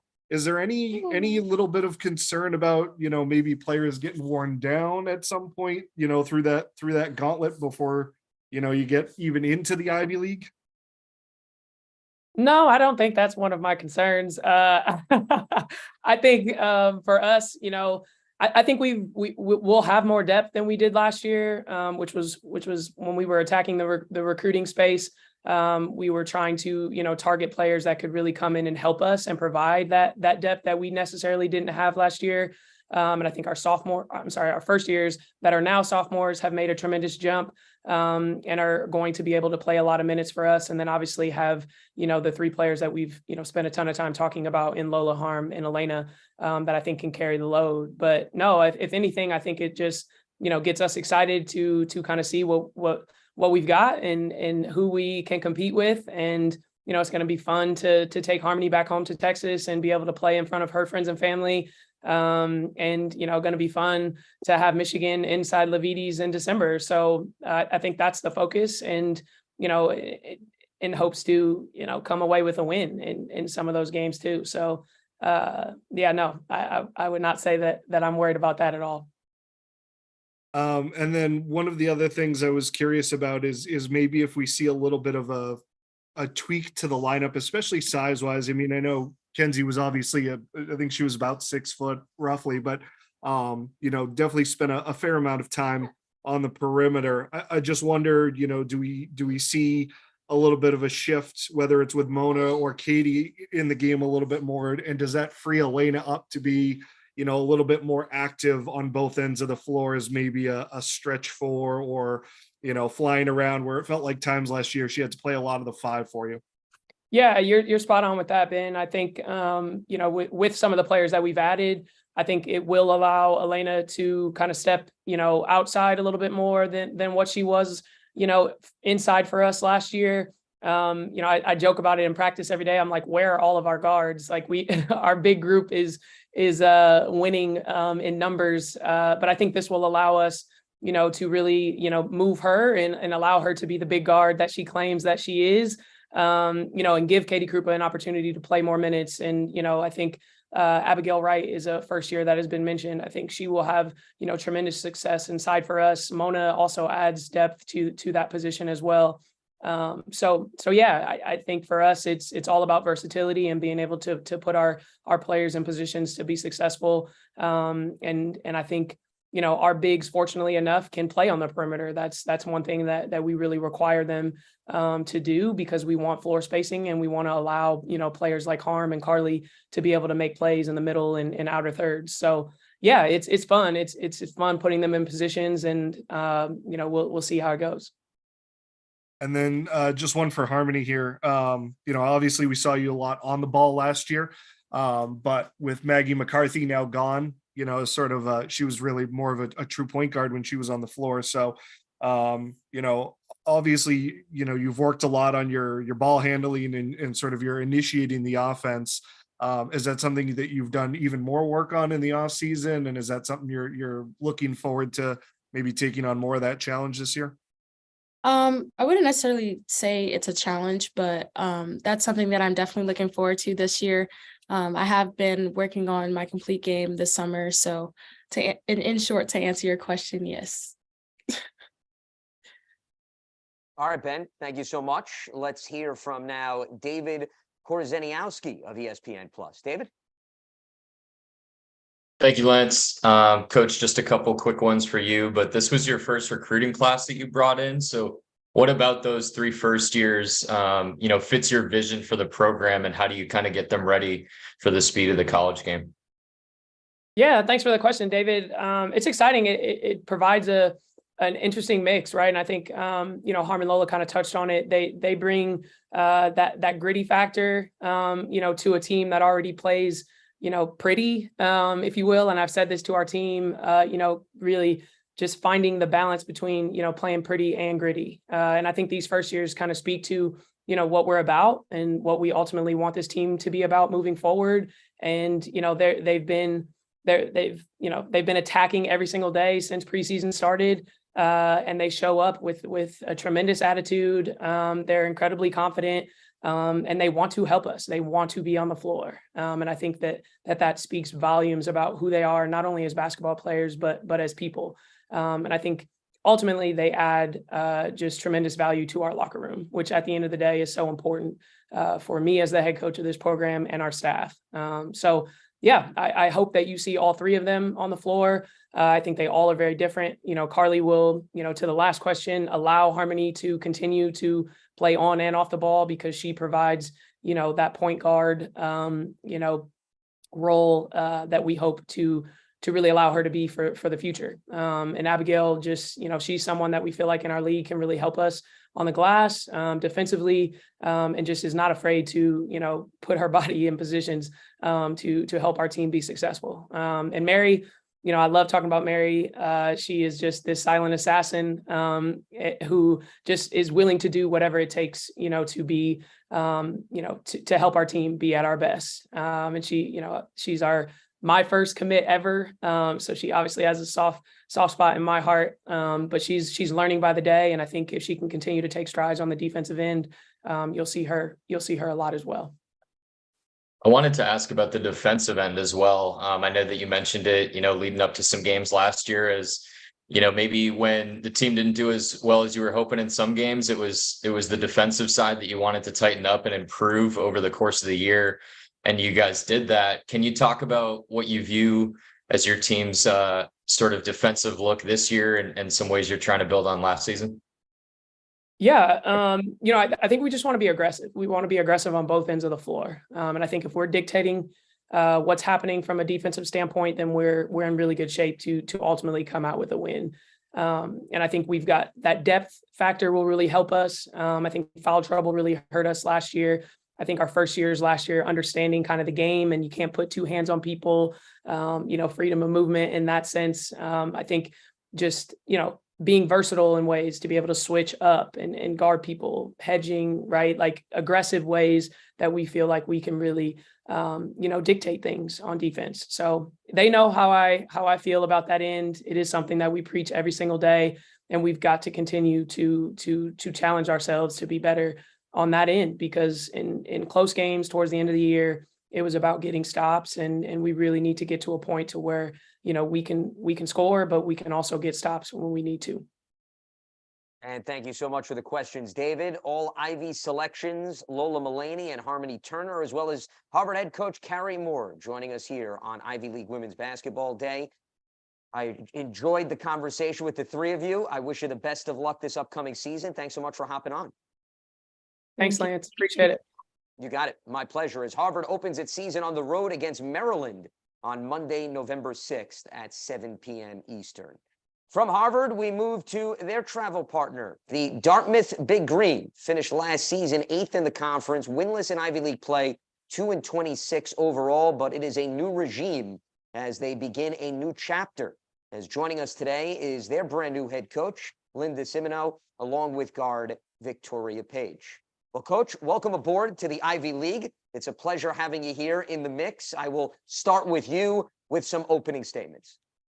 Happy to be here. Thank you so much. Super grateful to Dr. Bylock and to Mike Harity for giving me this opportunity and bringing me here to Dartmouth. So far, so good. Working really hard. The young women are adjusting and adapting to change well. It's not always easy when a new coach comes in, but they're working really hard, and I'm really proud of the effort that they're giving so far. I want to start there with respect to your resume because, Coach, this is not your first rodeo, to put it that way. You took over Binghamton, you took over St. Francis Brooklyn, and both of those programs you needed to little by little turn around. I know Dartmouth may not be identical, but what, if anything, can you take from those two previous stops that you're trying to now implement here? Well, I've had a little bit of success walking into programs that maybe have not been at the top level of their leagues. And so with here at Dartmouth, probably something that's identical is the fact that the players are receptive and they're really willing to adjust and adapt to that change that I was just speaking of. We're at the point where, you know, we have to understand that we have an opportunity to do things over and to kind of put ourselves in position where we focus on the small things. And that's probably what I've done between Caldwell, St. Francis and Binghamton, is to focus on the small things and realize that those small things do add up to big things. So we're, you know, listening to Carrie and listening to Mike and some of the other coaches and to Carla talking about trying to win the Ivy League championship, you know, I'm sitting here focusing on making sure that we're not turning the ball over and controlling each possession and making sure that we're doing the little things on the court. So we're in a little different position than the previous coaches that you just spoke with, but that's something that we're focusing on. Big thing here is taking care of the basketball and being mindful of every possession. An emphasis on the fundamentals, which is completely understandable. Now, with that being said, you do bring back some talent from last year's team. So there is the benefit of experience, specifically Victoria Page, who joins us, McKenna Boyd, the senior, as well as Mia Curtis. What has it been like to specifically get to know those three players in particular and how perhaps they can help build that foundation that you're trying to establish? Well, they've been really receptive. I'm so happy I had the opportunity to get to know Tori a little bit this summer as she was here for our sophomore summer program.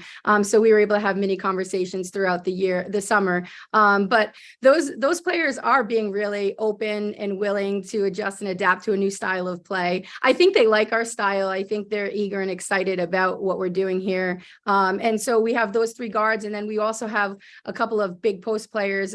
We've welcomed Doreen and we have Claire. That between, you know, those five young women and some of the other players, they're really handling themselves really well in practice. Every day is different. They're bringing lots of energy and enthusiasm. I am really proud of Tori and of Mia and McKenna. They're providing leadership on and off the court, you know, and it's not just leadership by cheering and clapping. They're really showing by example, and they're setting the tone. And when your better players on the roster are working hard, it sets the tone for the rest of the team. And I think that they've done a great job of that for us. You mentioned it's very encouraging when the players buy in to what you're preaching. For individuals that may be unfamiliar with what you did at Binghamton and St. Francis Brooklyn, what do you want the identity of this team to be, even in the early stages of this first season? Well, I want us to be known as a really hardworking team. I want to play hard to the final buzzer. I want to be scrappy. I want to be diving on the floor for loose balls. I want us to be enthusiastic and have energy and to play with passion. That's the way I coach, and I hope that it's rubbing off on our players. I think it's important to bring energy, even on a day where you're not able to perform at your best athletically. If you can bring that energy, enthusiasm, and passion, you can play through that, and then you can motivate others to do the same. So that's probably the identity I'm looking for, is that hardworking team. And we're going to be well prepared and we're going to play the game the right way. When you join a new team and a new league, it's understandable, Coach, not only you're trying to get used to the players, but also the competition within the league. Now, interestingly, if I have my facts right, when you were at St. Francis, Brooklyn, you played Penn each of the last 2 seasons. So you've been familiar somewhat with what the Ivy League has to offer. What is your level of familiarity with the rest of the league, and how much are you looking forward to becoming a battle-tested team now within the mix here of the Ancient Eight? I'm very familiar with the league, super familiar with Mike at UPenn, as we used to play against each other when I was at Caldwell and he was at Holy Family. So I've known him for 20 years. I respect him, and I'm just really fortunate and blessed that I have the opportunity to be in the same league as him again. Same with Mo at Brown. She was at Merrimack. So I'm very familiar. I've played and coached against all the teams except for Harvard. That's the only school I've never played against.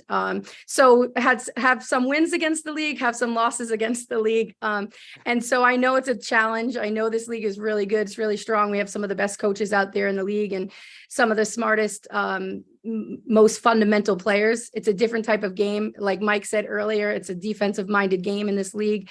And so as Carrie just alluded to with her team, you know, the bigs can play outside on the wing. So, you know, these players they've evolved. They can play at multiple positions. And so this is a very strong league. I'm looking forward to the challenge. I'm up for the challenge as a competitive person. I'm very up for the challenge. And I think our players are as well.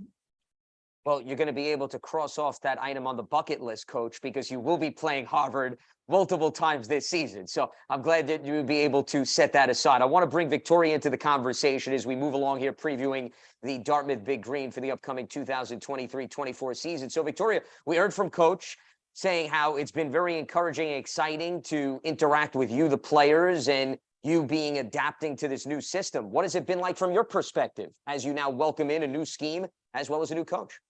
Yeah, it's been really exciting, honestly. And I knew when Coach Tim came in, and like I said, I did sophomore summer, I didn't want to miss a beat and trying to get to know her and buying into the process. And, you know, we don't get as much time as a lot of other NCAA schools. So trying to get, you know, ahead as much as possible, whether it be relationship wise. And then it was the basketball piece that came, you know, when we came for classes. So I'm excited. It's been a way more positive environment. We have like great first years that brought like a lot of energy. And so for me, you know, now, you know, crossing into an upperclassman, I just, you know, want to be a positive teammate more than anything. And I think that's affecting our team, you know, as we go day by day and learn all that we can, you know, learn. And from your perspective, Victoria, it's understandable. Change is not easy for anybody in any walk of life to adapt to. And the facts show this is going to be your second coach in 3 years. How have you and your teammates been able to navigate the fact that you're adapting to change, but at the same time, it still needs to be business as usual for the most part? Yeah, I think as much as harsh it may be, I think it's just you leave things in the past and you take things day by day, and we talk about getting like 1% better, winning the day and things like that. Like you want to just give what you have that day. And, you know, I think those things are going to add up. And so, yeah. Well, I'm hoping that the electricity and the light stays on better than what we're seeing, at least during the course of the regular season. We only kid here on Media Day, and I certainly appreciate the time and the insight. I want to focus more, Victoria, on you as an individual, because last year you led the team in scoring and assists. You averaged more than 10 points per game. If we'd have put you on an island, where do you think you could take your game this season, specifically within your new coach's scheme?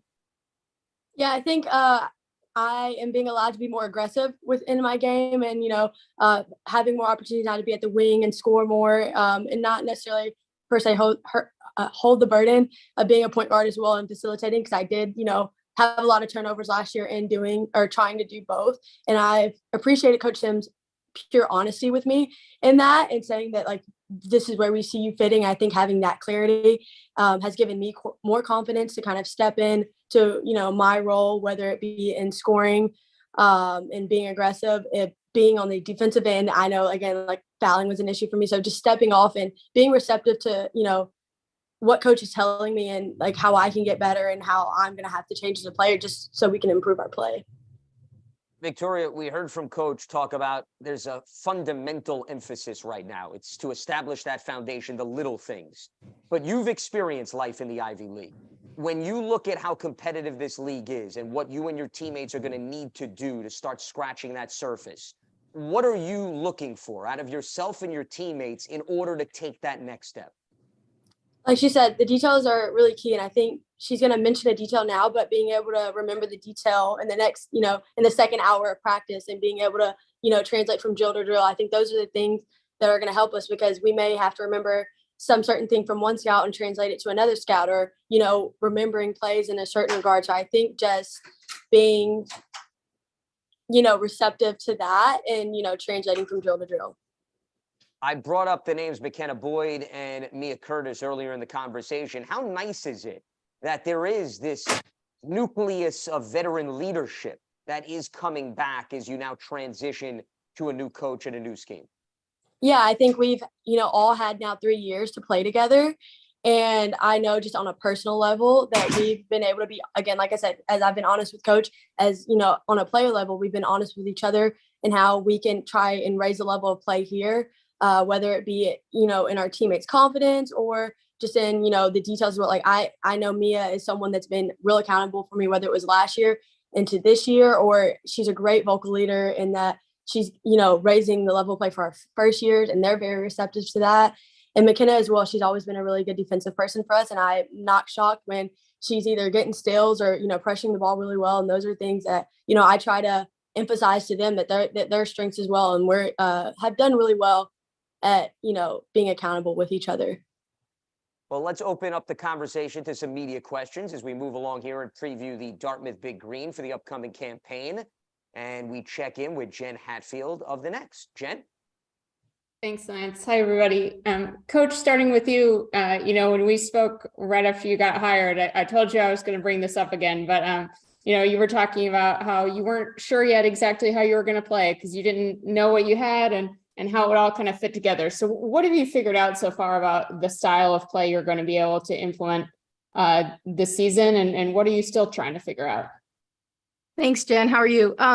Yeah, when we talked this summer, based on what we had returning in terms of stats, scoring, and rebounding, you would have thought we would be a guard-heavy team and looking to get a lot of action and scoring for our guards. But the pleasant surprise has been our post play. Our post players are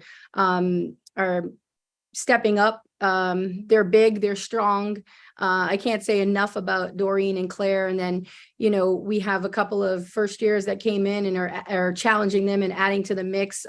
Super versatile. And so we're at 6'3" and 6'4" inside, and we do have guards that can get them the ball. So I think, I'm kind of an old school coach. I've always played with a back to the basket post, and whether it be 4 around 1 or 3 around 2. And I think this year that we'll probably look to go inside and play inside out rather than the other way. And our guards have done a good job getting them the ball. And you just heard Tori talk about self-awareness, taking herself, off the point, putting her to the wing, talking about her turnovers. So I think that's a point of emphasis, probably controlling every possession, being more of a quick hit team, and going possession by possession rather than like an open offense. And Victoria, for you, kind of based on that, from your perspective, what is that like to have kind of that emergence of post players around you? How does that kind of change the looks that you get or open things up for you? It's definitely opened up new shots for me. I, confidently can say that I can score at 3 levels. So I think having post inside is going to maybe open me up for the 3. And I think likewise, it's going to open shots up for other people. And I think for us, it's as a team allowed us to play more team basketball, like instead of it just being more one-on-one and just throwing up bad shots. And I think that is something that we're working on now of, like she said, controlling possessions, but also, having the knowledge of when and when not is a good shot.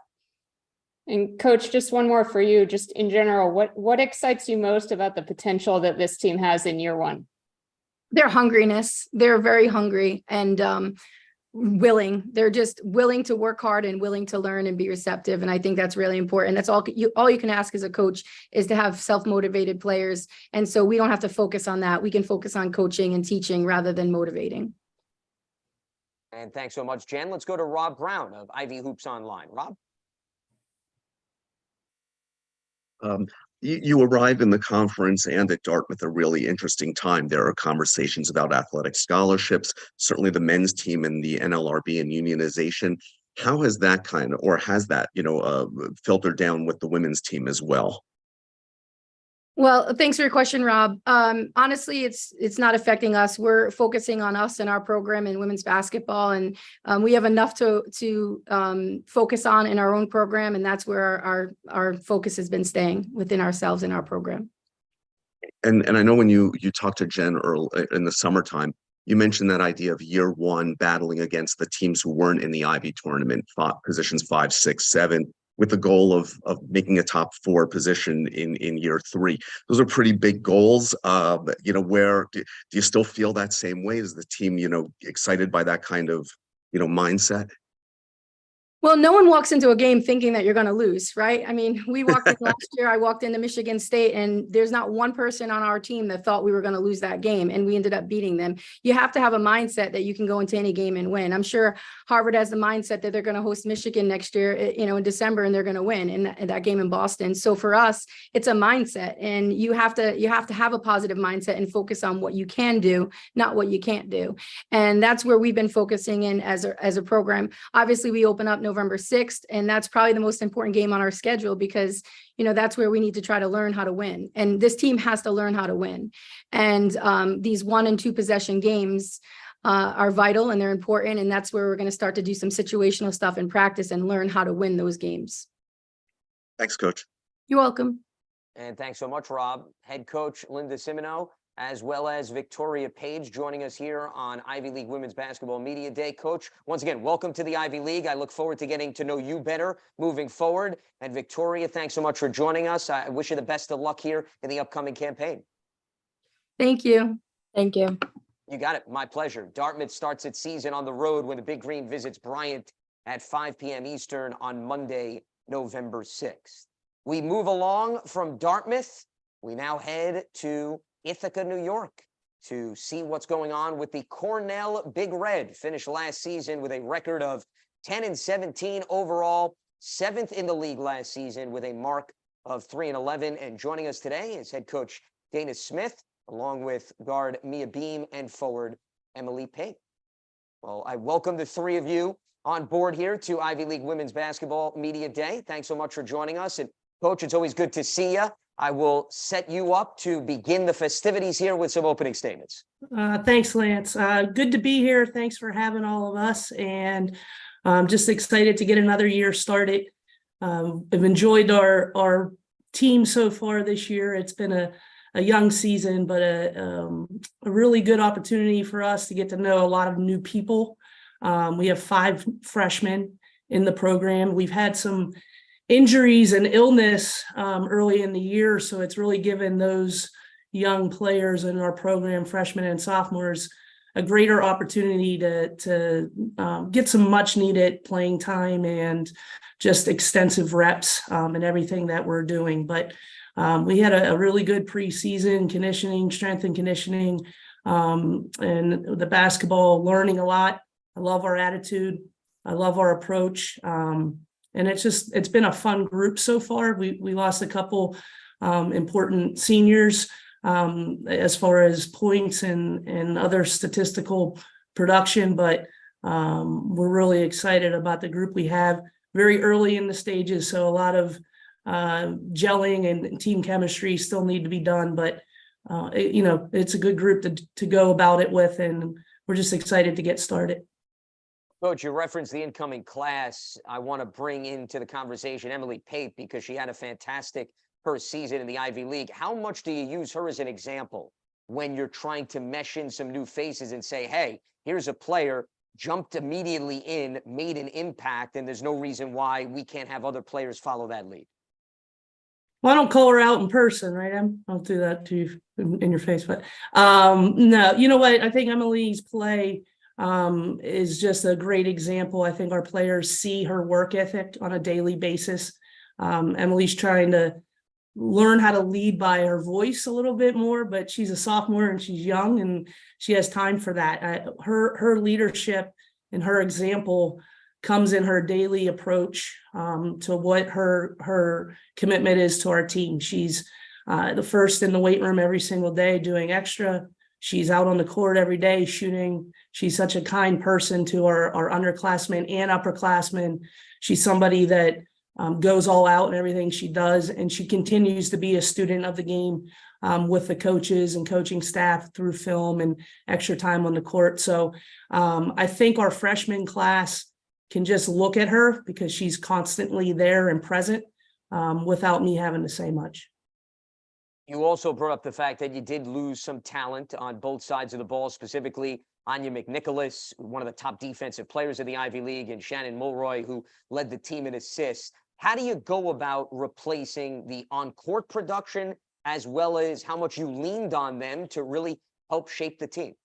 Yeah, I mean, and they earn significant time throughout their career, and that's probably sometimes goes unnoticed. People focus on just what they did their senior year. So they, you know, Shannon was someone that started for 4 years, essentially. And so, excuse me, as we go through this process, we are going to have to play some freshmen. We have 5 freshmen that are going to earn some significant playing time. And, you know, we have 2 starters returning, Kaya Ingram, Summer Parker Hall. And then, you know, Mia and Emily, who are here with us today, were returners that earn some significant time throughout the course of the season. But other than that, we have a lot of new opportunity for not just our freshmen, but our sophomores, juniors, and seniors. New opportunity to play a different type of role than what they've played in their career so far. We need to find people that are ready to be our scorers, be that lockdown defender, be the person who's going to distribute the ball, have that leadership quality on the court. And then we've seen some of that, and we know we can get that out of some of our upperclassmen. But like I said, that's a work in progress, and that's gonna take not only all our practice time up until our first game, but all of non-conference. That's what we use it for. So we're excited about that. But you know, we have some people that learned a lot last year. You can't really teach what those in-game experiences, wins or losses, are like in any other situation than for our players to go through that. So I'm glad that we have 4 solid players that earn significant time. But we're young in experience, and we're young in age, and I like that. It's been a fun change. Well, on that topic, not to date you here, but when it comes to the most experience in terms of the coaching ranks, Dana, you're the top of the list. Okay, 22nd year, 21st season at Cornell. How much does this excite you that there is a bit of newness on this roster and that you're sort of trying to fit the pieces of the puzzle in place? Well, I don't feel like I'm the oldest in the league, but yes, I've been there the longest. And I was not trying to insinuate that at all. I just want to make it clear. That's fair. That's fair. Yes. Yeah, it's fun. I mean, yeah, you've been at a place for 21, 22 years. And, you know, you kind of go through the same cycle every season, but it's the people that you go through it with that change it. And, you know, I've been really fortunate to have a really fun group. They're kind people. They work hard. They come in every day with a smile on their face, and they're just excited to learn. We have had 0 issues at all this year with approach or attitude. You know, we have a couple new assistant coaches. I think when you surround yourself with people that make it fun, that make it a environment that you want to show up to every day, that's what kind of keeps it fresh for you, even though it's the same building and office and gym, you know, that you've been coming to for 20 years. I want to bring the schedule into play here, because what jumps off the page, you've got some tough non-conference games, Ohio State, Syracuse, both on the road. And we were talking about the youth and a little bit of inexperience on the team. How beneficial is it to have games like that early in the season? And how much do you think you're going to learn about your team through those contests? We're going to learn not just those 2, but every single game we have. We have a lot on the road this year, actually. Just the way we had some games that we owed back to teams through the COVID year, and the year after COVID. We missed some games with a couple outbreaks. So we have a heavy road schedule. That in alone will teach us a lot, you know, how to come together and how to handle adversity in other people's buildings. But yeah, we have a really tough schedule ahead of us. And I think, you know, our league has gotten to be so talented. When you can challenge yourself with the type of non-conference schedule we think we have, that's only going to prepare us better. There's going to be ups and downs in that non-conference schedule, but again, we just have to learn who we are and what we're going to be and how to handle adversity, how to win a game, how to stay in a game, how to challenge a team that might be significantly better than us. But if we can do all of that by January, then it was a successful non-conference season for us, regardless of the wins and losses. And all that matters is how many Ivy games we win. So we're going to approach it with trying to be better every day and get something out of every single game on our schedule that we can take, learn, grow from, and approach to our scout and our plan to beat, our other Ivy opponents. I want to bring both Emily and Mia into the conversation. Emily, we were talking about you earlier. You led the team in scoring, rebounding, blocks, and field goal percentage last season. So you clearly left your mark immediately on this team. When you look back, what do you attribute to why it was a relatively smooth transition for you on an individual standpoint? First off, thank you for having us. We're both really excited to be here. To answer your question, I think that kind of, as Coach Smith said, just being consistent with how much I trained over the summer and then kind of bringing that into the preseason last year definitely built my confidence, just getting in the gym every day, shooting, trying to do what I could in the weight room, just being like a sponge, just taking everything in from the upperclassmen that had wisdom and just experience to share with me. I think definitely contributed to that. And I think on the court, it was hard at times, adjusting and everything, especially with the physicality. But I think overall, my teammates helped me adjust and kind of get acclimated into everything very early on, which allowed me to be successful. Well, one of the veteran leaders that you can lean on is the young lady sitting next to you, and that is Mia Beam. Mia, when you look at the loss of Anya and Shannon from last season, how much are you taking on more on your plate, whether it comes from on-court production or vocal leadership off the court? Yeah, so I'm still working on myself in leadership and growing. They're really big shoes to fill because, on and off the court, they brought us together. So I'm just kind of working on being more vocal and bringing people together both on and off the court, because when we go together off the court, the stronger we are off the court, the stronger we're going to be on the court. So I'm just working on bringing people together as a cohesive unit. But by losing them, that was a little tough, but we're doing okay. We're doing good. The one thing that jumped out to me about your game, especially if you look at sophomore year versus junior year, is you made a jump in terms of really every statistical category, and it may not be noticeable to the naked eye. Where do you think you elevated your game the most if you compare sophomore year to junior year, and what you're hoping to build upon here moving forward? Sophomore year was like freshman year because we didn't have a freshman season. So, I just went in and I didn't know what to expect. So growing from sophomore year to junior year, I had a little bit of experience under my belt. And I think the biggest thing was growing my confidence. And so for this year as well, I have an even bigger role. I have big shoes to fill, sorry. And so I think the confidence is the biggest thing. Now, Emily, earlier, Coach had mentioned maybe picking it up a little bit more in terms of your vocal presence. What has it been like navigating that journey as you gear up for this season?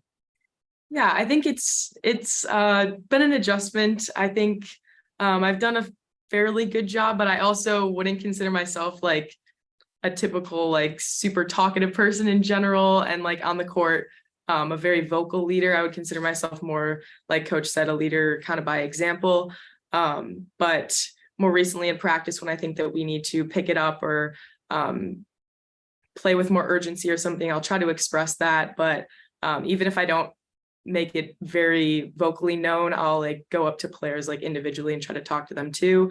But yeah, I think overall it's been an adjustment, but I think it's good for me because I think you need, that's kind of a life skill to be able to communicate with people and get points across to a group. Well, but Emily, you do bring up an interesting point, because the way that we look at leaders doesn't necessarily have to be vocal, rah-rah individuals. Some people can be very effective, just to your point, being silent, but setting a strong example in terms of your performance. I know this is only year 2, but how much do you notice, even from seeing the players that moved on, that you don't have to be up in the face of your teammates all the time in order to set that message. Yeah, I think our team has a good balance of that. And from learning from last year, there are people like, I would say Summer Parker Hall is a big one that really gets us going on the court and gets us pumped up before games and during games. So I think it's good to have a balance of players like her, but also to have the players that will set an example in a more like subtle way, I guess, where they don't need to be raising their voice necessarily, but they can still make an impact on somebody and kind of change or affect a group or change the way that like kind of the playing style is going or the pace is going. So I think just having that balance is important, and our team demonstrates that. Well, on the topic of voices, let's bring more into the conversation as we now open it up to the media to differentiate some of these questions. And let's start with Jen Hatfield of The Next. Jen, welcome aboard. Thanks, Lance. Hi, everybody. Starting with Mia and Emily, you know, for both of you, just curious kind of how you think about the mentality heading into this season, and what are some strengths so far that you think you've seen, you know, in the preseason with your team?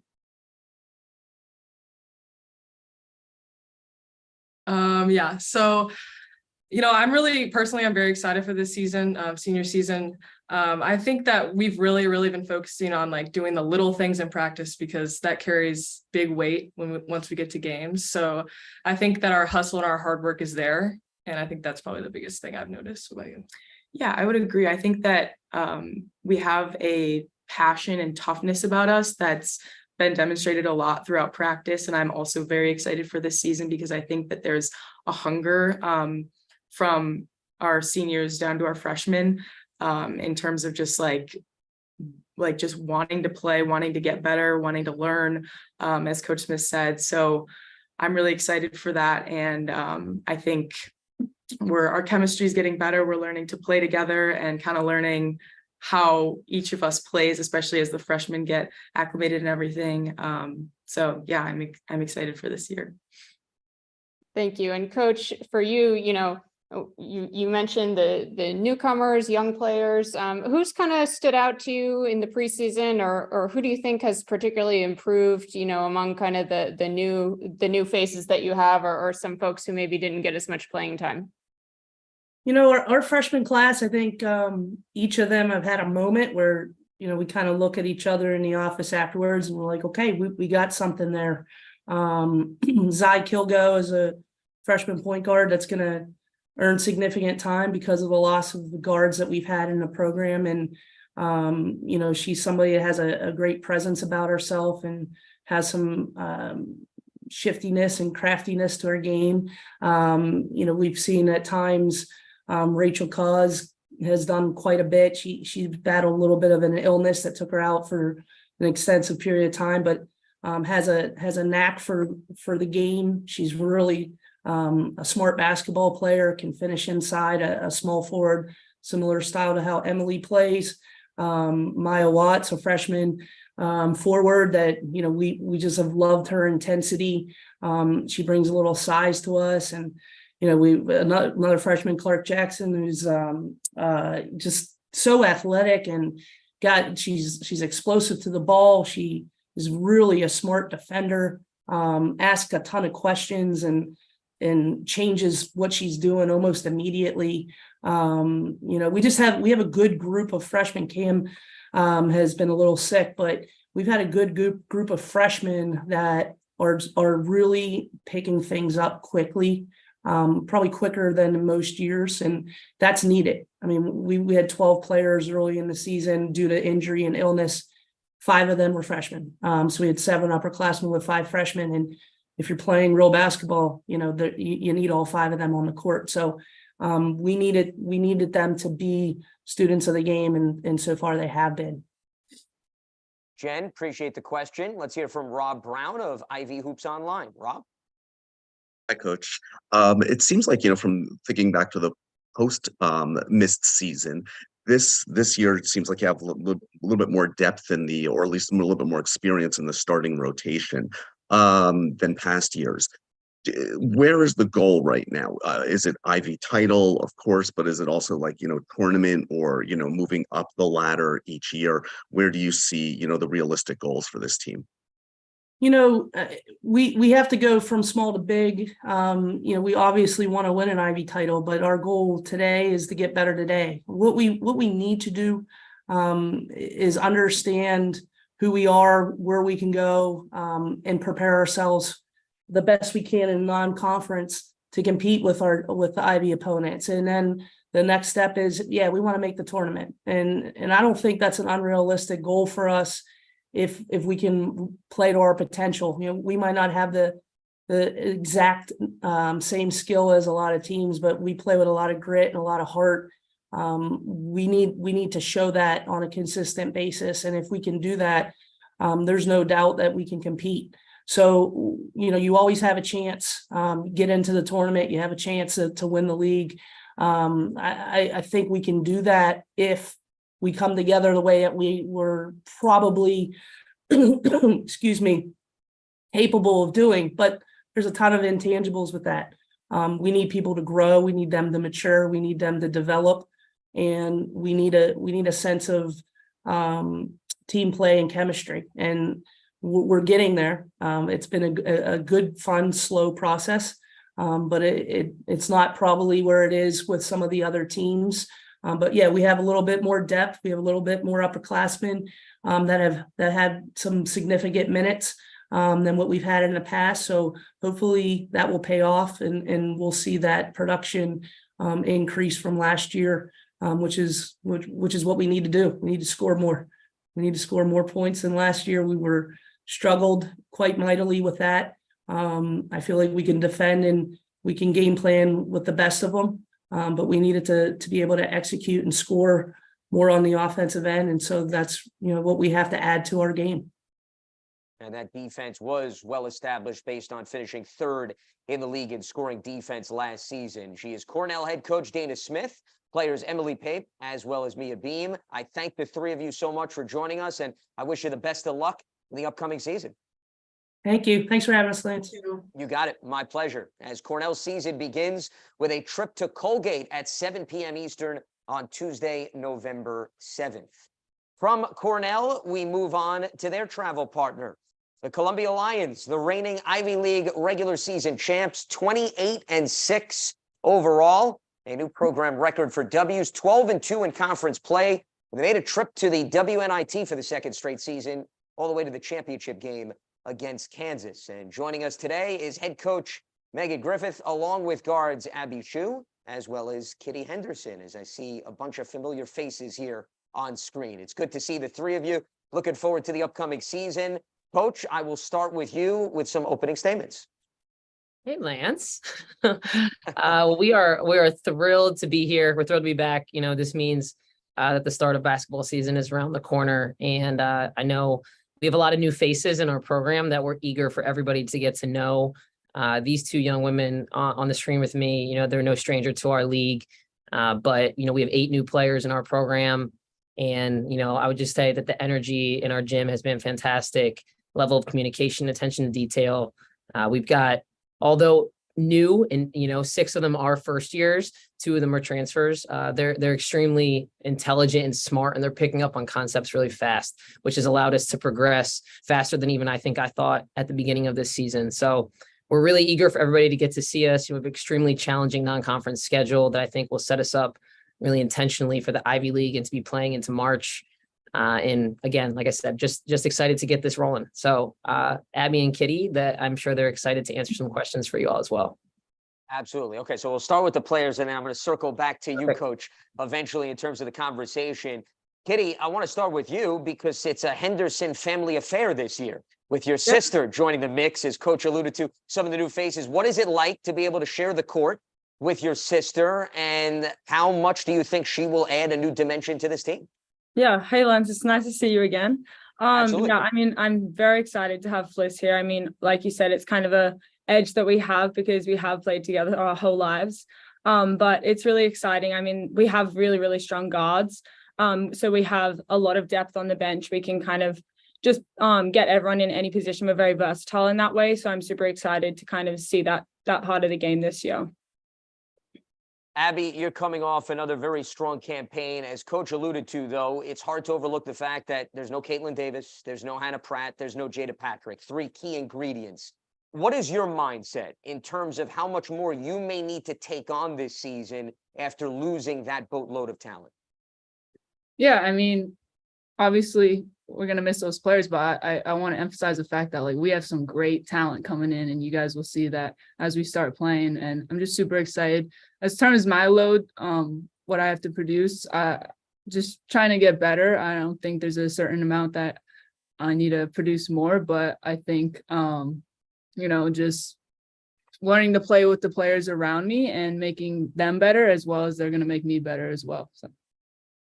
What have the two of you, if you both can answer this one after another, what have you seen out of the new faces that encourages you and excites you that they will be able to step in and make an immediate impact? Yeah. I was going to say, we always say we have a really smart group coming in. They pick up on things quick. And what Coach alluded to is like they're hungry. I mean, they're coming in, they're hungry to get better. And it's just exciting to play with and be a part of every single day. Yeah, I mean, I was going to say something similar. They're super hungry, the energy in the gym, like Coach G said. I mean, I'm loving it. We're having fun, but we're not scared to kind of call each other up. And that's really, really refreshing in terms of just people listening and kind of putting in exactly what we're saying to them, which is really exciting, especially with new people. I think they're just really bought into what we want to do, and we're coming back for that Ivy title again. Since the two of you have joined the program, there's been building blocks. Seems each and every year you take that next step forward. And last season, you get that Ivy League title. You make it all the way to the WNIT championship. I guess what I'm getting at is, how much does this team still have a chip on its shoulder? Even though you have received individual accolades and team accolades, that there's still more to scratch the surface of this season. Yeah, I'd say every year our standard gets higher and higher. So we play with the chip on our shoulder regardless, regardless of win or loss. So I think just proving to ourselves like we could play at a certain level and going out and doing that. It's not about who we're facing on the court. It's knowing that we play at this standard and raising to that standard every time we step on the court. Yeah, I mean, going off that, like we're always hungry. We're never satisfied. We have a lot of goals, and I think that some of those we fell short of, and we're definitely looking to knock them down this year. And I'm definitely confident in the team that we have. Now, Abby, you really branched out your game in terms of this offseason. You were able to play on the USA America Cup team. What did that experience afford you? And when you expose yourself to different talent, even well outside the Ivy League and NCAA college basketball, what did that enable you to put your game in perspective? Yeah, it was an amazing experience. I got to, learn from some really great coaches and also play with some really great players. So just being able to put myself in that position and just be a sponge, I think that was my main goal coming out. And just, whatever happened within those weeks, I just want to make sure I came back with as much information as I could hold. And yeah, I do have to say, like, I learned some great things and came out a better player and better person after that experience. Now, clearly, Abby, you've stood out because of your three-point shooting. So, Kitty, I want to bring you into the equation here. 285 made threes for Abby. Okay, 287 is the Ivy League career record. How much are you pinpointing, given you were tied for the Ivy League in assists last season, of how you're going to get her the ball and which game and when it's going to come in the early stages of the season? Have you mapped it out, Kitty, I guess is what I'm getting at. Yeah, I mean, I love playing with Ab because I'm always looking to get her open. I mean, our team knows how we want to play. And Ab, she shoots that ball very well, as we know. So we're always looking for her. But I mean, as early as possible, Lance, that's the plan. But we're looking at every day individually at the moment. But definitely, like, we're just looking at what's in front of us right now. But I'm super excited to get going with Ab again. I mean, she's breaking records every year, as is this team. So we're really looking to do that again. And as the both of you mentioned, you have bigger goals in terms of the team. But Abby, do you take a step back at all? I mean, Kitty just mentioned you pretty much reworked and rewritten the entire Columbia record books. Do you think about the fact that you're this close to making more threes than any other Ivy League player in the history of this league? Well, when someone brings it up, obviously it's in your mind, but day to day, no, like Kitty said, we're just focused on getting better as a team. I'm not focused on breaking a record at the moment. I'm just focused on, getting our young ones up to speed and, attacking every single day as a team. Yeah, Abby's very humble as well, so she's never going to be thinking about that, but we're always trying to hype her up because she has to be reminded of how good she is sometimes. Well, you can blame me too. I'm the latest person to bring it up. And Abby, I guarantee you I'll bring it up a few more times in the early stages of the season. So I'm apologizing in advance, but I certainly appreciate you being forthright in terms of that department. I want to bring Megan Griffith into the conversation. And Coach, I asked the players earlier, and I know, you have set massive goals when you took over 8 years ago. But when you look at what you accomplished last season and how you beefed up the schedule, and unfortunately, that didn't seem to be good enough in the eyes of the NCAA tournament holders. What are you hoping that this non-conference slate and the nucleus of the team can overcome this season in terms of getting some more national recognition outside of just the Ivy League? Mm-hmm. Well, it's what we try to do internally, and one, I'm just so proud of these two. Like they just crushed those questions that you gave them. But I would just say, for us, and it's about what we can control, right? Focusing on the things that are in our control, and scheduling is absolutely one of them. Last year, intentionally, we had the schedule that we did. No one knew Miami would go to the Elite Eight. No one knew so-and-so would do X, Y, and Z, right? Same thing as this year. We're going in with a schedule that we essentially mimicked what we did last year, and we added a little bit more depth to the top 150 net teams, right? So for us, it was like we had to try to stay as much as we could out of the 250 plus, and really try to keep all of our net opponents into teams from the previous season that were around 150 or less, knowing we would get some marquee games, at the Bahamas, also at home, hosting some really great opponents. So for us, it's just, again, control what we can control, focus on those things, and then the rest will take care of itself. But, I have no doubt that this team will be ready to battle on November 6th when that first game comes. And you have some of this top-tier competition coming to your backyard, Duke and Villanova specifically. I mean, how exciting is it to really, right out of the gates, have an opportunity to see maybe not necessarily what Abby and Kitty could do because they've been in the program, but some of the younger players that you're looking to get into the mix?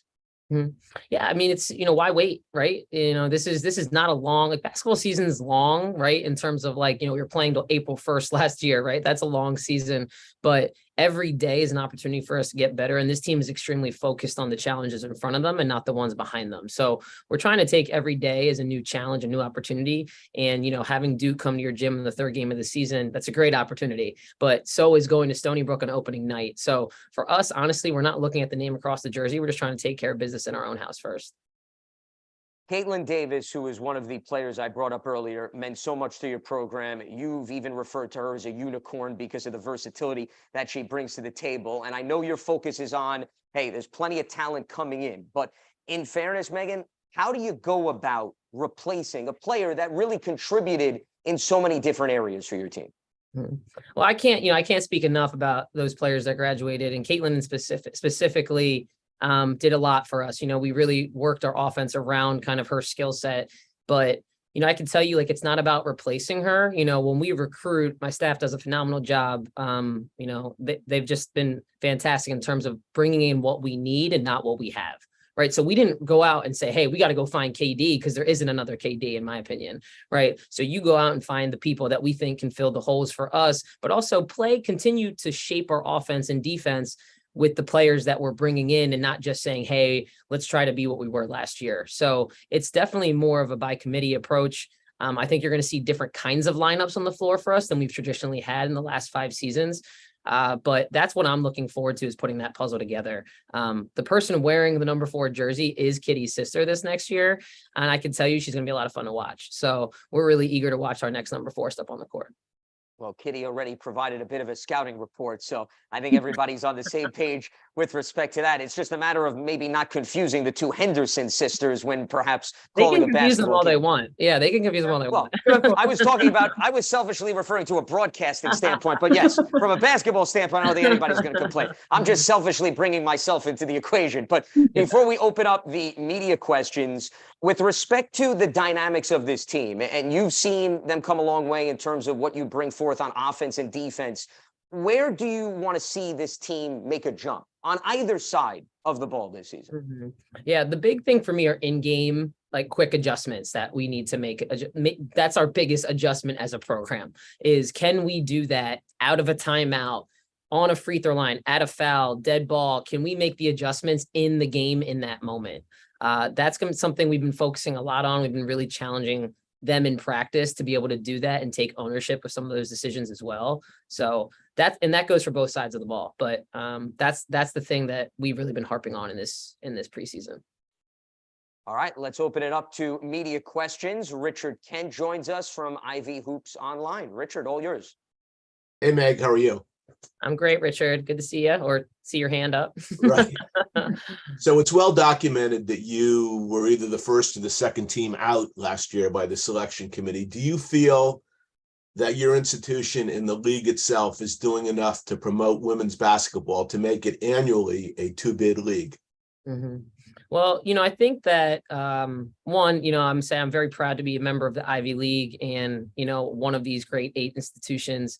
I think that the league is doing a great job right now at trying to refocus on some of our strategies moving forward. And that's the thing, this is one of the instances or one of the examples of last season that we're bringing up in these conversations, but they've been welcoming those conversations. We're trying to make sure our league is branded well on a national stage, especially as a women's basketball league. So, we're looking into the future with that, not trying to dwell too much on the past, but learn from last season as well.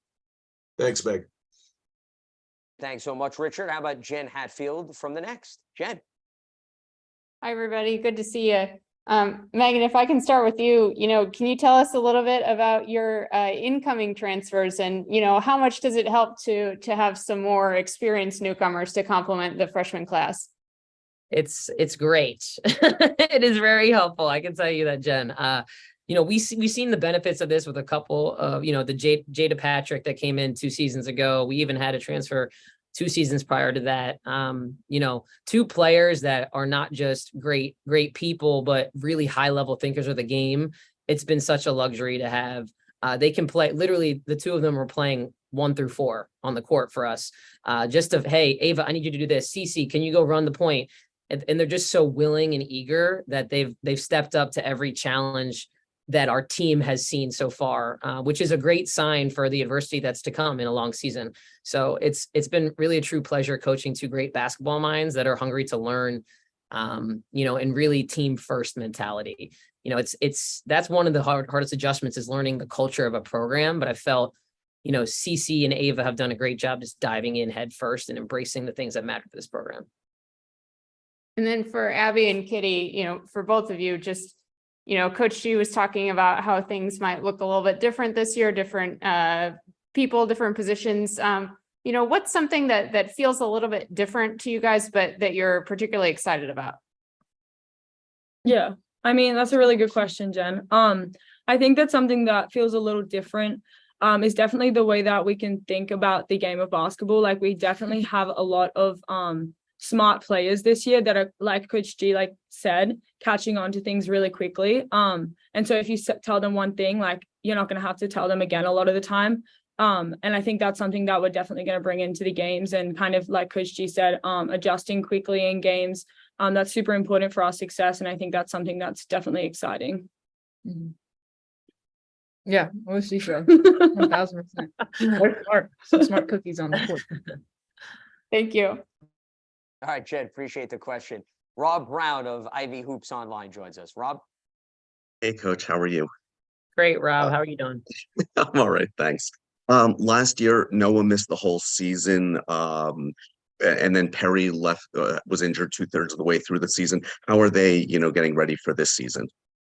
Well, I can tell you those 2, and really anybody that's gotten injured in our program. We have phenomenal strength and conditioning staff, athletic training staff. That's our performance team. And, they've done a great job just making sure they're ready to go. So seeing Noah back in a jersey, practicing every day, seeing Perry crushing her rehab every day, getting right to the cusp of being able to ready to play. That's what this preseason has really shown us, is that they didn't miss a beat, even though they were maybe sidelined for some part of last year, especially Noah, who was out for the whole season. I think the 2 of them are really, really smart, but they also get what hard work takes, and to be able in a position where they're healthy and they're back and they're ready to compete. I think that they've really taken that last season and taken that time off to understand where they need to go. And so they came back, both of them, better than they were pre-injury, which has really been great to see as a coach. You talked earlier about the long season, and you guys have had 2 really long seasons where you've had your foot to the pedal the entire time. Does the tweaks to this year's schedule, do you think that's going to be a help, as you start getting to the latter part of the year? Most definitely. I think that we like to say in our program, like, a season is it's not a sprint, it's a marathon, but every day is a sprint in our program. Because we're trying to get better every day, right? 1% better, gain some inches every day.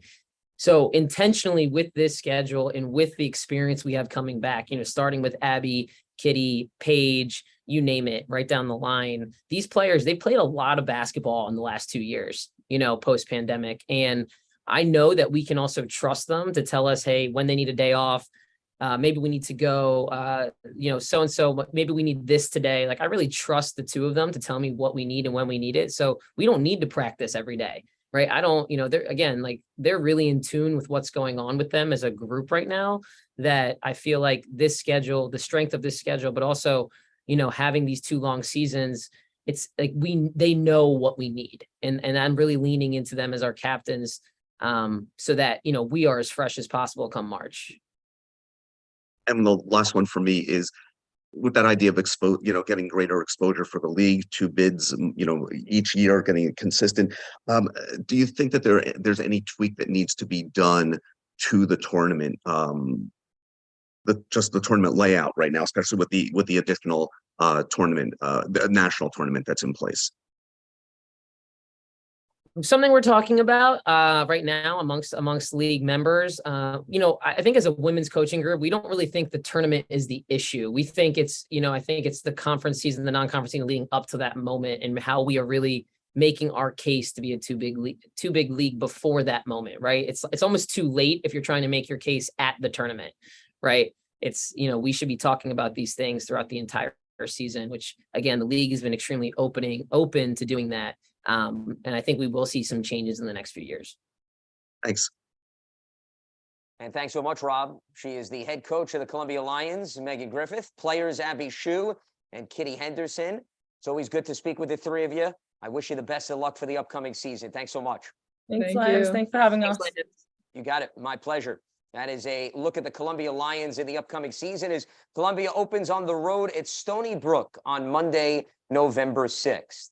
And now to finish up our journey through the Ivy League, we turn our attention to the Brown Bears, who finished last season 6th in the conference with a 4-10 record, 11-15 overall. And joining us today is head coach Monique LeBlanc, along with guards Kyla Jones, as well as Grace Arnoley. 3 of you, I welcome in. It's always good to speak with you. Greatly appreciate the time today. Coach, I will start things off with you in terms of your opening statement. Yeah, thank you so much. Hi, Lance. Great to be here. And it's been great to hear from all of the other tremendous coaches in our league. For us, much like a lot of the programs that you've heard from today, we've been working really hard in the preseason. This is a time of year where we're building our chemistry. We're figuring out sort of, what new pieces we have, what pieces have developed over the off season, and certainly trying to implement, new things in areas where we think we need to be a lot better this year. So much like a lot of our peers around the league, you've heard a lot today that people have championship goals and they want to win championships. And we are certainly one of those programs. We've always been very process oriented. And for us, we know that to be in a position to win a championship, the first thing we need to do is be in the Ivy League tournament. So our focus is on doing everything we can do to prepare ourselves to be in a position to be there. And, we have a deep understanding of it takes what it takes to be a great team. And in this league, the top 4 teams that represented the Ivy League last year in Ivy Madness were also the top 4 defenses in the Ivy League. So for us, that has been our focus. And we know that we need to be great on that end of the floor. And we've been working really hard to continue improving there. Well, Coach, I'm glad you brought that up because when you look over your roster, I think the one thing that jumps out to me, and maybe this is a benefit more so than the other 7 Ivy League teams, you return your top 8 leading scorers, which is really unheard of in today's college basketball landscape, not just necessarily the Ivy League. So what is it that you need to do to get the defense to provide as much balance that you have on the offensive side? Yeah, thanks for saying that. It's finally, a year where we're not just talking about how young we are, and we're starting to get a little bit older. And with that, I think that we have some older players that are really starting to understand just how important defense is. And I think particularly where we need to be a lot better defensively is rebounding the basketball. A couple of the other coaches have talked about possessions, and it's truly a game of possessions. And so if we don't have a possession without the basketball, we've got to rebound it so that we can start our own possession. And if the box score is super lopsided with how many possessions our opponent has, it's going to be challenging to win those games. So rebounding would be our number one focus right now. How do you walk that fine line? Because I think you look at the fact that you do have that continuity on offense, but at the same time, you're looking for the offense to elevate itself as well. So how do you balance and say, okay, there were a lot of things we did last season that were promising, but we also need to elevate our game if we want to get into that conversation of the top 4 teams? Yeah, I think continuing to remember that, any areas where we felt like we did a great job last season or did a very good job last season, those areas took a lot of work. And so we certainly can't say, well, we're already good in this area and this area, let's only focus here. We've got to still continue to improve everywhere. And also recognizing the connection between our offense and our defense. We can continue to help our defense by being a smart offensive unit, taking great shots, taking care of the basketball, having fewer turnovers this year. So those things offensively can certainly help defense as well. And then, I think there were so many times last season that we felt like we would play a great possession of defense and just not come away with the rebound at the end of it. So we have to take that pressure off of ourselves to, play without flaws on defense and be able to, get those rebounds and head in the other direction. It's one thing to talk about balance. It's another thing to say, well, you have multiple double-digit scorers. And the 2 young ladies that are joining us on the call fall into that umbrella, as well as, of course, Bella Mauricio. When I know Bella came into the league, one of the things that we had discussed on previous opening media day calls was the fact that the defenses are really honing in on her, especially out on the perimeter. What Kyla and Grace have been able to do, how much has it given defenses something to think about? Monique, from what you've observed over the last few seasons, that they can't now all of a sudden just put the emphasis on Bella because they need to account for a number of other dynamic players in terms of the scoring offense. Absolutely. Anytime that you have multiple threats on the floor, certainly it's going to make the defensive game plan harder for our opponents. And I think, for Bella, she's not able to be a great shooter without teammates that can really attack the rim and be a threat at the rim. So, without Kyla, is Bella as successful out there? Without Gracie getting downhill and attacking the rim, is Bella as successful out there? And then on the flip side too, I know Kyla and Grace are both great at driving the basketball, and it certainly helps them when they have shooters around them. So there's definitely that connection between all of their skill sets that makes it a little bit easier for one another. You mentioned clearly that you're looking for this team to take the next step, and you're seeing what else is going on in the Ivy League because you didn't hesitate in saying, hey, you want to get into the Ivy League tournament. When you look at the league overall, how balanced is this league compared to maybe when you first entered the mix? And how much do you see maybe even more parity across the board, especially when, for example, Princeton loses its first 2 conference games last season, which was something that was unheard of because they had won 42 in a row previously, just to use as an example there. Yeah, well, I'm never worried about Princeton. They're well coached and they'll always find a way. But I honestly feel that way about every team in our conference. I think it's such an honor to be a coach in the Ivy League. This is such a well-coached league. Every team is really skilled. We've got such great talented individuals in this league. I mean, the recruitment of Power 5 players that, you see all the time. They've got offers at these different Power 5 schools and, these Ivy League schools, and they wind up here. So we've got really talented individuals in this league. The coaches are very talented and really coach their teams up, and, great in-game adjusters, great at preparing their game plan. So it's such a great league to be a part of and so much fun, and such an honor to coach at such a high level league. And I think that it's neat to see different teams that are coming up that have risen to the top, that have created more of that parity. And so, yeah, we're just excited to stay on our journey, stay focused on what we need to do, and honestly maximize what we're capable of. I want to bring the players into the conversation. And Kyla, I want to piggyback off of something I was talking with Coach earlier about the dynamics of the scoring attack on this team. And you look at what you've done in particular in the last 2 seasons, but I don't think enough attention is brought up in terms of also the assist production that you bring to the table. How much playing next to Grace, playing next to Bella has created opportunities, not just for yourself, but attention coming to you to free up what they can do? Yeah, absolutely. I talk about this all the time. Obviously, with me driving to the basket a lot, that draws a lot of attention. Sometimes teams are sending 2, almost 3 players at me at once. So having people on the perimeter like Gracie, like Bella, that I know I can kick out to and they're going to hit a shot for me is super helpful. And that's really where a lot of my assists come from. People rotating over to me and I just make that extra pass. The other thing that we were discussing with Coach is the fact that you want that defense to complement the offense this season.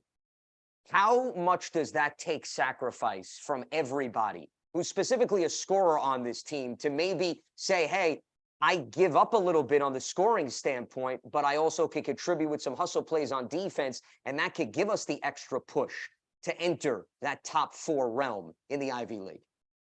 Yeah, I mean, defense it's all effort. And I think we have a lot of people on the floor that work hard and want to get stops. And then we also just connect with each other really well. And, everyone's primary goal is to stop the ball. And I think if we all keep that mindset and just really focus in on loving to get stops, then that will follow suit. I mean, me personally, I think a lot of my offense and how I generate a lot of scoring is through defense. So I'm personally excited to get some stops, get some steals, because that's honestly what gets me going a lot of the time on offense. Defense igniting offense, which certainly is a good philosophy to have. And Grace, I want to bring you into the conversation as well, because you made quite the impact in your freshman campaign. What was the transition like in lining up next to Kyla and Bella, and what you attribute to why it was a relatively smooth transition for you? Yeah, thank you so much. And I think that the transition was, it definitely took some adjustment. The early practices, there's, the nerves and just the fear of being, a lot of times the youngest person out there. But having players like Kyla and Bella who just are already so productive and who kind of have honed in on what they're good at and really give us a motor on both offense and defense, it makes it easy to play off them, as well as just other upperclassmen last year who just brought a lot of energy and made it much easier for kind of the basketball part to come in, because the team chemistry, the energy, the toughness, the effort, it was always there. So Grace, with that being said, how much more comfortable are you this season compared to where you were last season if we were having this conversation, and how much more you think you can elevate your teammates this year? I definitely think that I'm a lot more comfortable this year. I think that the nerves that I had last year and kind of the hesitation is not there anymore, because just I've had that year of experience. I've been able to play with such amazing players. And I just think that this year I'm coming into it with more of a determined mindset, less of a feeling that I'm kind of at the bottom of the barrel a little bit because I'm just so young. And I'm really ready to push and bring all my teammates with me. All right, well, let's open up to some media questions. I can tell you they've been waiting around to ask Brown all about what's happening this season. So let's start the festivities with Mike Mancuso of ESPN+. Mike, all yours. Thanks, Lance, and hello, Coach. Good to see you guys today. Y'all have been known for a pretty exciting style of play since you took over at Brown. So I'd like to know if that's going to continue this year, and what should fans be looking to see from Brown women's basketball in terms of style, offensively and defensively, and then what also excites you the most about this year's team? Hey, Mike. Great to see you, and some great questions there. Looking forward to our weekly calls here ahead of games that you might be covering for us. But I'll go ahead and let Kyla and Grace jump in on that question first, and then I'll fill it out at the end.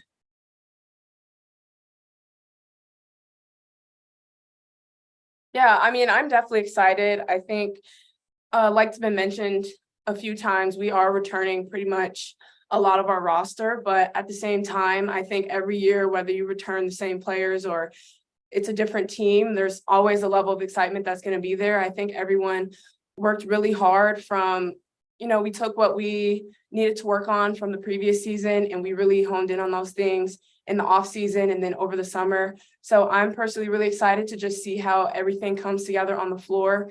Practice has been looking pretty good. I feel like we're doing all right. So I'm really excited to get out there and see how things play out when it's live. Yeah, I agree. I think that part of returning a lot of people is that our team chemistry and our on-court chemistry is really, really good right now.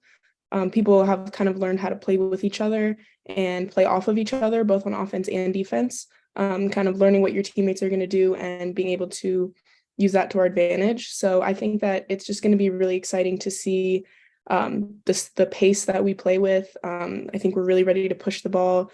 We're ready to get stops. We always emphasize in practice, like we should be just as excited about a steal as we are about, a made three or whatever. Like we are really, really looking forward to pushing it on both ends of the court. I'll add to that. I think, what we're hoping for fans to see and feel when they come to watch us this year, offensively, I hope that they continue to see a team that plays with great pace, an exciting pace, shares the ball really well, and plays an exciting brand of offense that, is free flowing, allows players to have that freedom to do what they do well with a lot of space. And then defensively, just a team that gets our energy from that end of the floor and, is rebounding a lot better, as I mentioned early here to Lance, being a focus of ours to provide even more possessions on the other end. But I will say that so far, and it's been, a short practice season so far, but I think we've had some of the most competitive practices that we've had in my time here at Brown. And that's been really important and a big difference maker in the early going for us. And thank you so much, Mike. Let's move over to Jen Hatfield of The Next. Jen? Hey, everybody. Good to see you. Kyla and Grace, if I can start with you two, I'm going to ask you to shout out a teammate. Who's somebody on your team who's caught your eye in the preseason, because they're playing really well or have improved a lot? I think that Alyssa Moreland has definitely brought a real toughness and made a big impact in practice just with the energy that she brings. She's a very vocal leader and she's really tough on both ends of the floor. And I think that a lot of us have found that we feed off of her energy really well. So just both tangible and intangible things about her game, I think, have impacted our team really positively so far in the preseason. Yeah, I'm going to go ahead and shout out our freshmen, Amaya Hopkins and Olivia Young. I think with returning so many people, we've really thrown a lot at them in a short period of time. So, we don't really have time to go over really small details.